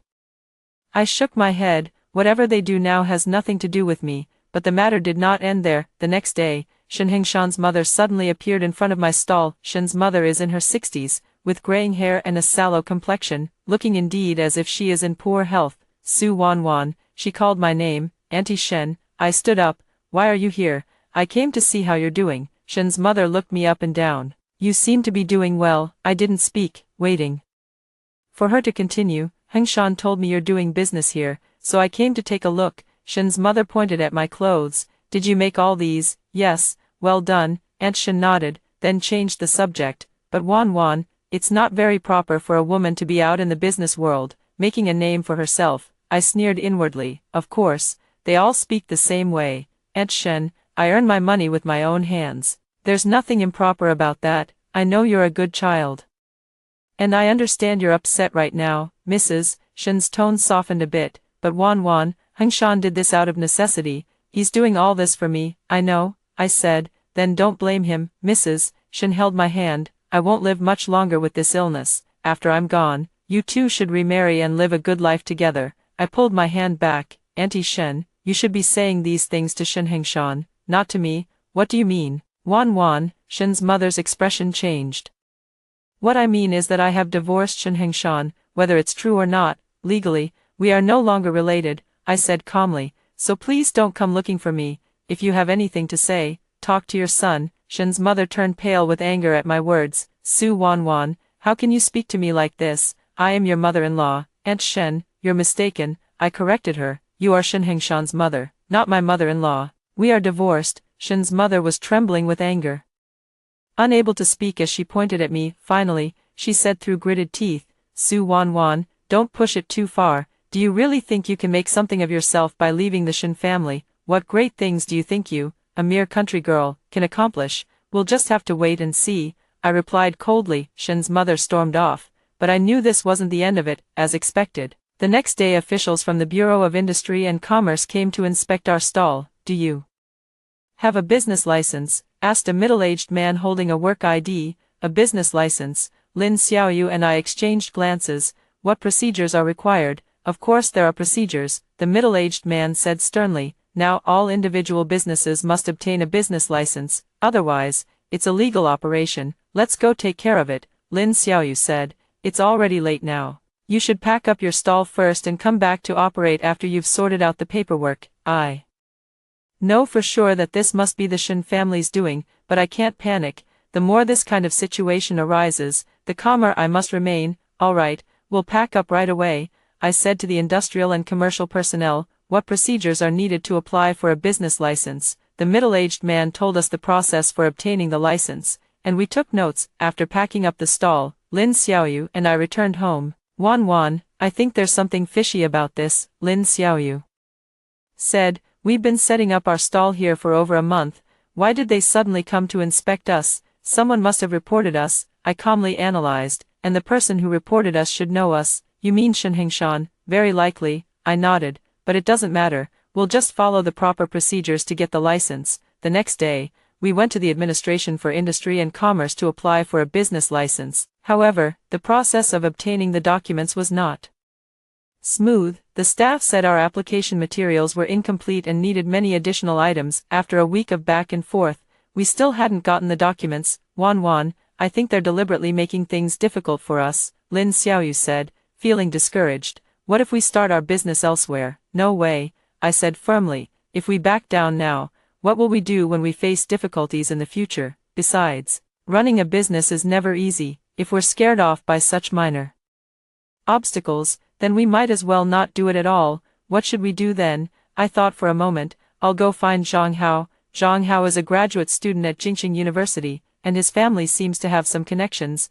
Maybe he can help us figure something out. I went to Jingxing University, asked around, and eventually found Zhang Hao's dormitory. Su Wanwan, Zhang Hao looked surprised to see me. Why are you here? I explained the situation to him. So that's how it is, Zhang Hao thought for a moment. I do know a friend at the Industry and Commerce Bureau who can help you inquire about the situation.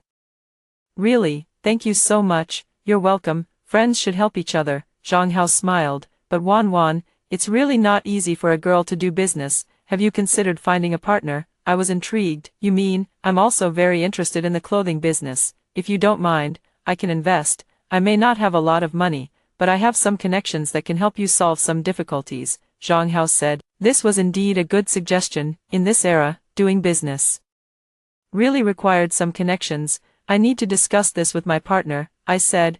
Of course, take your time to consider, Zhang Hao said. I'll go to the Administration for Industry and Commerce first to inquire about the situation. 2 days later, Zhang Hao brought news. There really is someone behind the scenes causing trouble, he said. A friend at the Administration for Industry and Commerce told me that someone has reported you for illegal business operations, and the background of the complainant is not simple. What background? I asked. Someone from the military region, Zhang Hao said. I don't know exactly who, but they definitely have some power. I sneered inwardly. It was indeed Shen Hengshan. What should we do then? Lin Xiaoyu asked worriedly. Don't worry, now that we know what's going on, it'll be easier to handle, Zhang Hao said. My dad works in the municipal government. I can ask him to help mediate. Would that cause trouble for you? I was a bit concerned. No, it won't. This is legitimate business after all. There's nothing to worry about, Zhang Hao said. And my dad has always supported individual entrepreneurship. He thinks it's a good thing for reform and opening up. With Zhang Hao's help, our business license was quickly processed, and Zhang Hao also decided to invest in our business. putting in 5,000 yuan for a 20% stake. With this 5,000 yuan, we can expand our operations, Lin Xiaoyu excitedly said. We can rent a storefront and hire a few more tailors. I was also happy, but more than that, I felt a sense of accomplishment. Shen Hengshan wanted to undermine me, but instead, he ended up making my business even bigger. With a business license and ample funding, our business grew rapidly. We rented a small shop on Wangfujing Street, the busiest area in the capital, though it was only 20 square meters. The location was excellent. The shop was decorated in a simple and fashionable style, with our latest designs displayed in the window. On the first day of opening, many people were attracted to the store. These clothes are so beautiful, the style is so innovative, the color is so gorgeous. The customers' compliments were endless, and I felt very satisfied. What made me even happier was that our clothing began to gain a small reputation in the capital. Some fashionable young women came to our shop specifically to buy clothes, and even some came from out of town. Boss Su, when will you have new designs available? A regular customer asked. Soon, we'll have new designs coming out next month, I replied with a smile. At this moment, Zhang Hao walked in from outside. Business is good, he said with a smile, looking at the bustling scene in the shop. Thanks to you, I said gratefully. Don't say that, it's all your merit, Zhang Hao said. Oh, I have good news to tell you. What's the good news? Lin Xiaoyu asked curiously. There's a clothing exhibition in Shanghai, and they've invited us to participate, Zhang Hao said, taking out an invitation letter. It's a great opportunity to expand our visibility.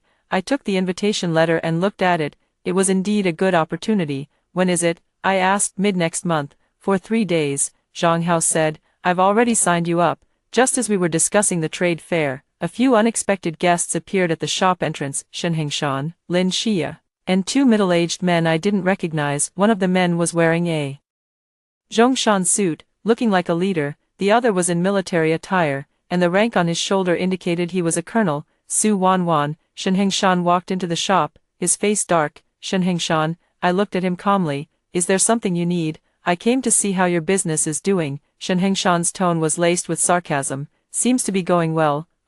Thanks to you, I replied coldly. The man in the Chinese tunic suit stepped forward. Is this Comrade Su Wanzhan?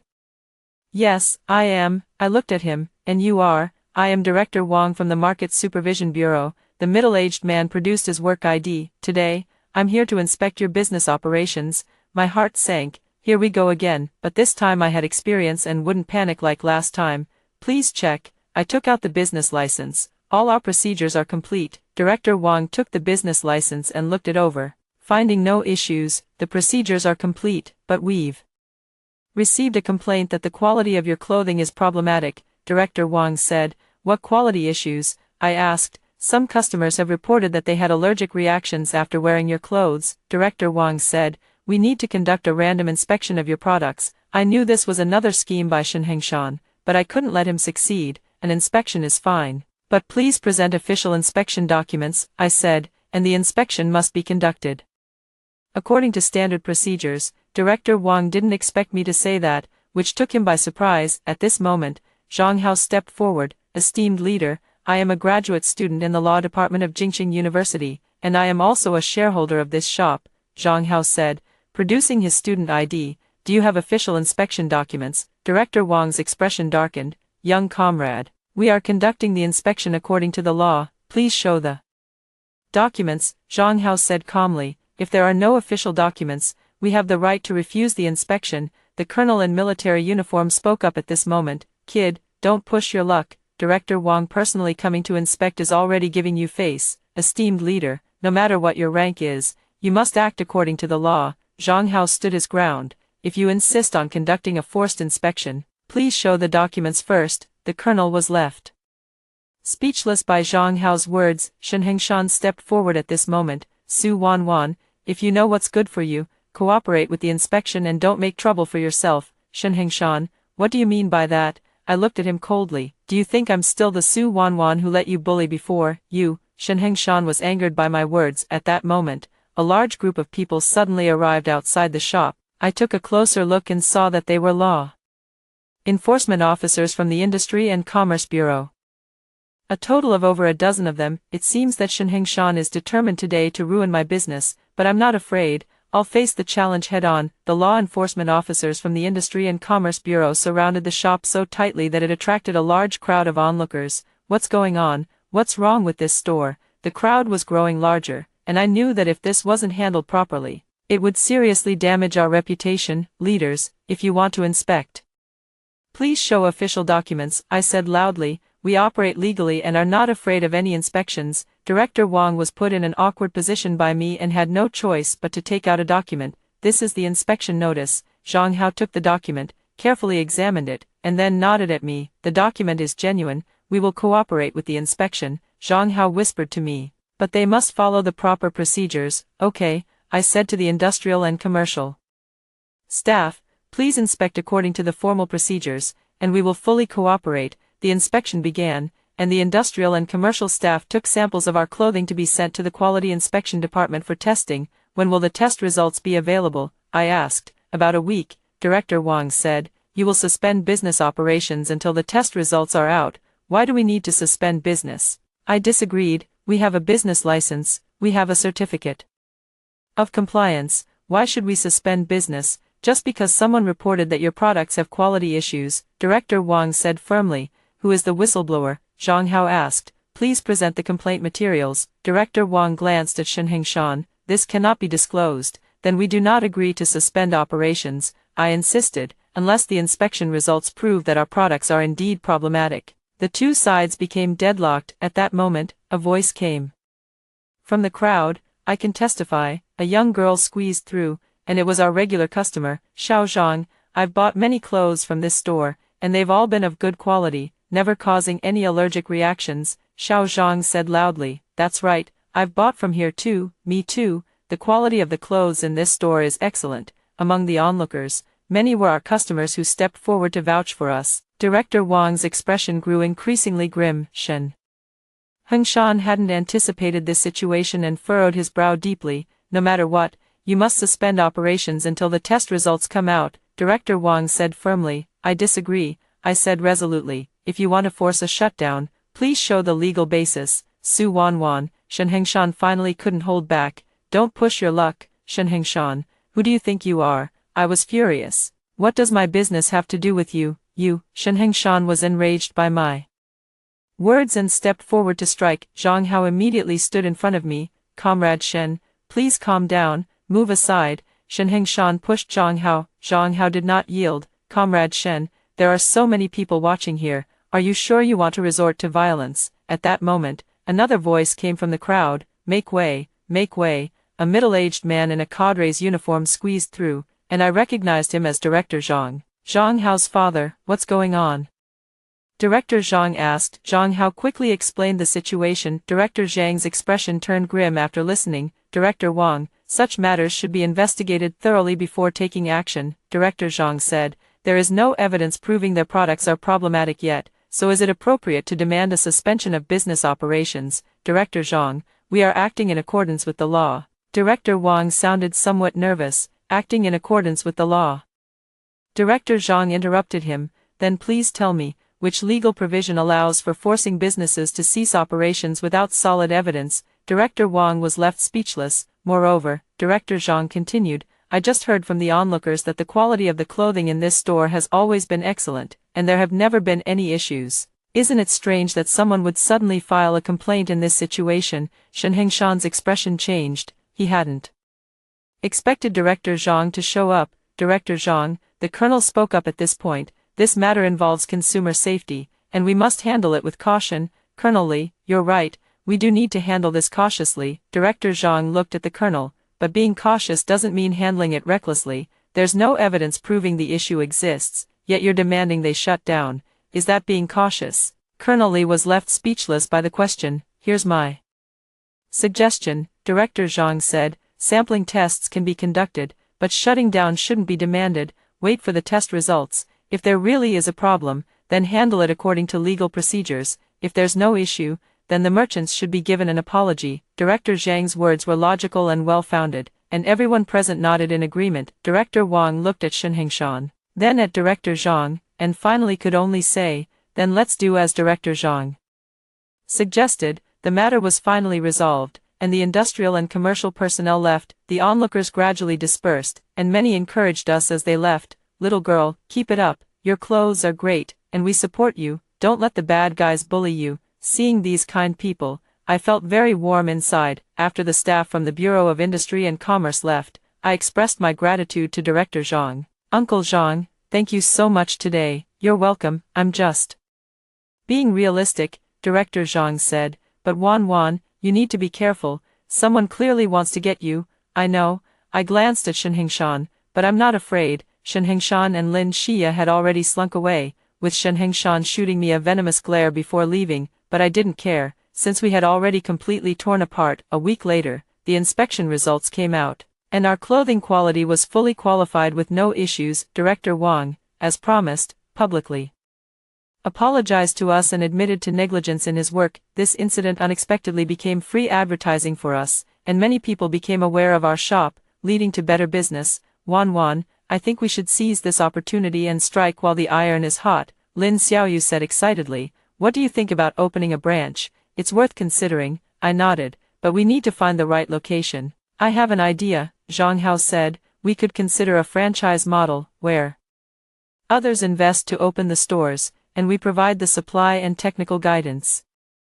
This idea was very forward-looking, and I was immediately drawn to it. This idea is good, we can try it.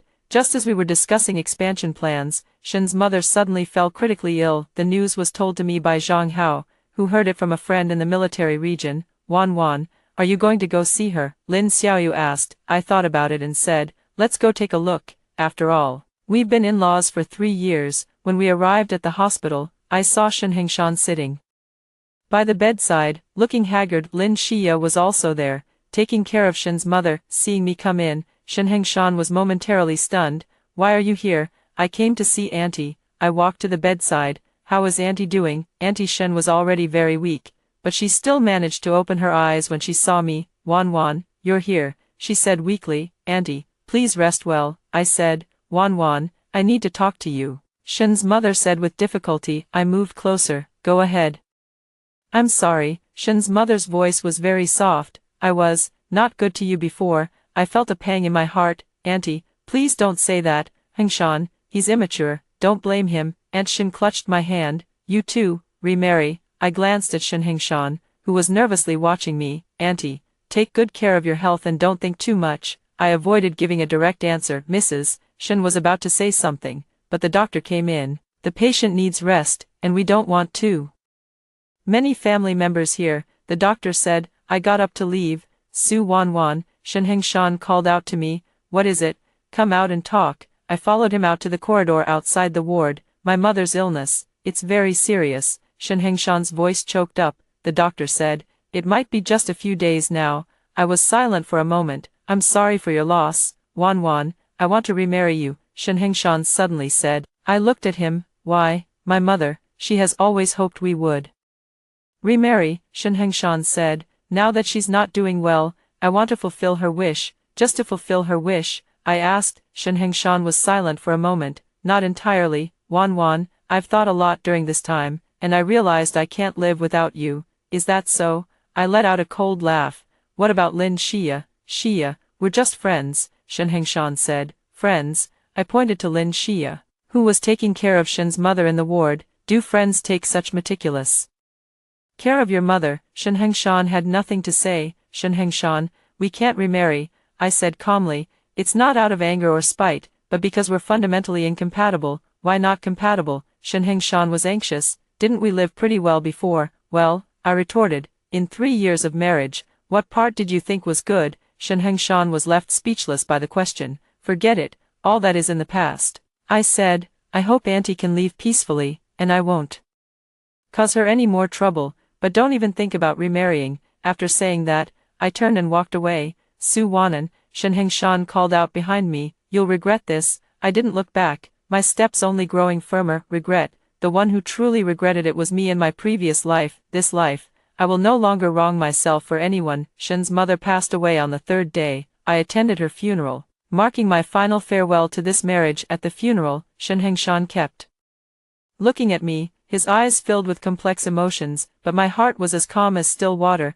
no longer swayed by his gaze. After the funeral, I threw myself into the expansion of my business. Our franchise model was very successful, and within just 3 months, we had developed 10 franchise stores, spread across various areas of the capital. We also began to venture into other cities, with partners in Shanghai, Guangzhou, and Shenzhen. Wanwan, we are now a small but famous clothing brand, Lin Xiaoyu said excitedly. Who would have thought that a year ago we were just 2 street vendors? Indeed, the change is too big. Now we are already somewhat famous in the Beijing business world, and media often come to interview us about our entrepreneurial story. I was also named Outstanding Female Entrepreneur of the Year, and even made it into the newspapers. What made me even happier was that my relationship with Zhang Hao was gradually developing. He was a wonderful man, gentle and kind, talented and ambitious, completely different from Shen Hengshan. Wanwan, I have something I want to tell you. That evening, Zhang Hao invited me out for a walk.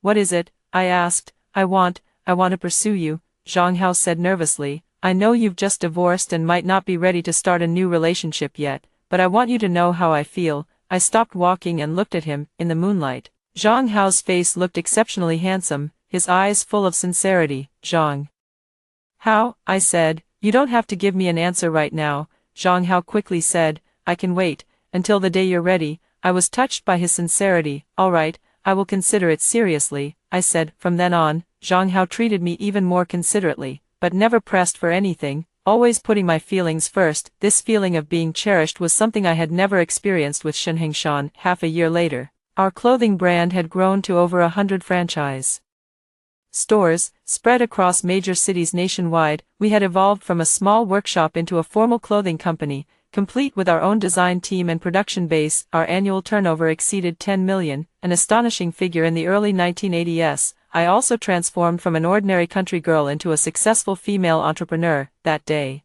I was in my office handling documents when my secretary suddenly came in to report, Ms. Su, there's a Mr. Shen outside who wants to see you. My heart skipped a beat. Let him in. Shen Hengshan entered the office, looking much more haggard than he had a year ago. What do you need from me? I asked calmly, setting down the documents in my hand. Wanwan, Shen Hengshan's voice choked up. I've come to apologize to you. Apologize? I was somewhat surprised. Yes, for my past mistreatment of you, for my selfishness and coldness, Shen Hengshan said. Over the past year, I've thought a lot, and I realized I was wrong, terribly wrong. I listened quietly without saying a word. Wanwan, let's remarry, Shen Hengshan said. I promise to treat you well from now on, never like before. Shen Hengshan, do you think we can go back to how things were? I asked. Why not? Shen Hengshan said urgently. We once loved each other. We can start over, love each other. I laughed. Shen Hengshan, when did we ever love each other? Shen Hengshan was taken aback by my question. Our marriage was a mistake from the very beginning. I stood up and walked to the window. You married me not out of love, but because it was convenient. I married you not out of love, but out of admiration. How could such a marriage ever be happy? But things are different now, Shen Hengshan said. It really is different. I turned to look at him. I am no longer the humble Su Wanwan of back then. I have my own career, my own life, and I don't need to rely on anyone. Wanwan, you've changed, Shen Hengshan said. Yes, I've changed, I nodded. I've become independent, confident, and no longer need a man to define my worth. Shen Hengshan's face turned very grim. So, do you have someone you like now? He asked. I thought of Zhang Hao, his gentle smile and sincere eyes. Yes, I answered calmly. Shen Hengshan was struck as if by lightning, his face turning pale instantly. Is it that Zhang guy? He asked through gritted teeth. It's none of your business, I said coldly. Shen Hengshan, it's over between us.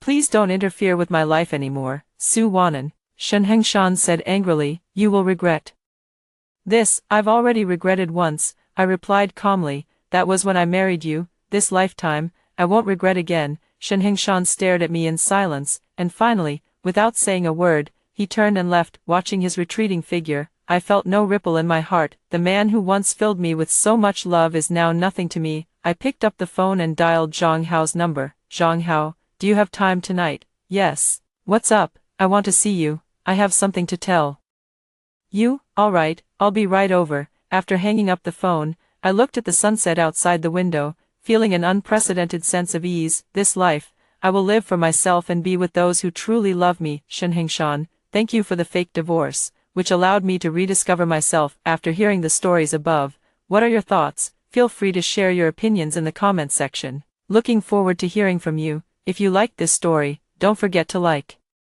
it, share it, and subscribe to my channel. See you next time.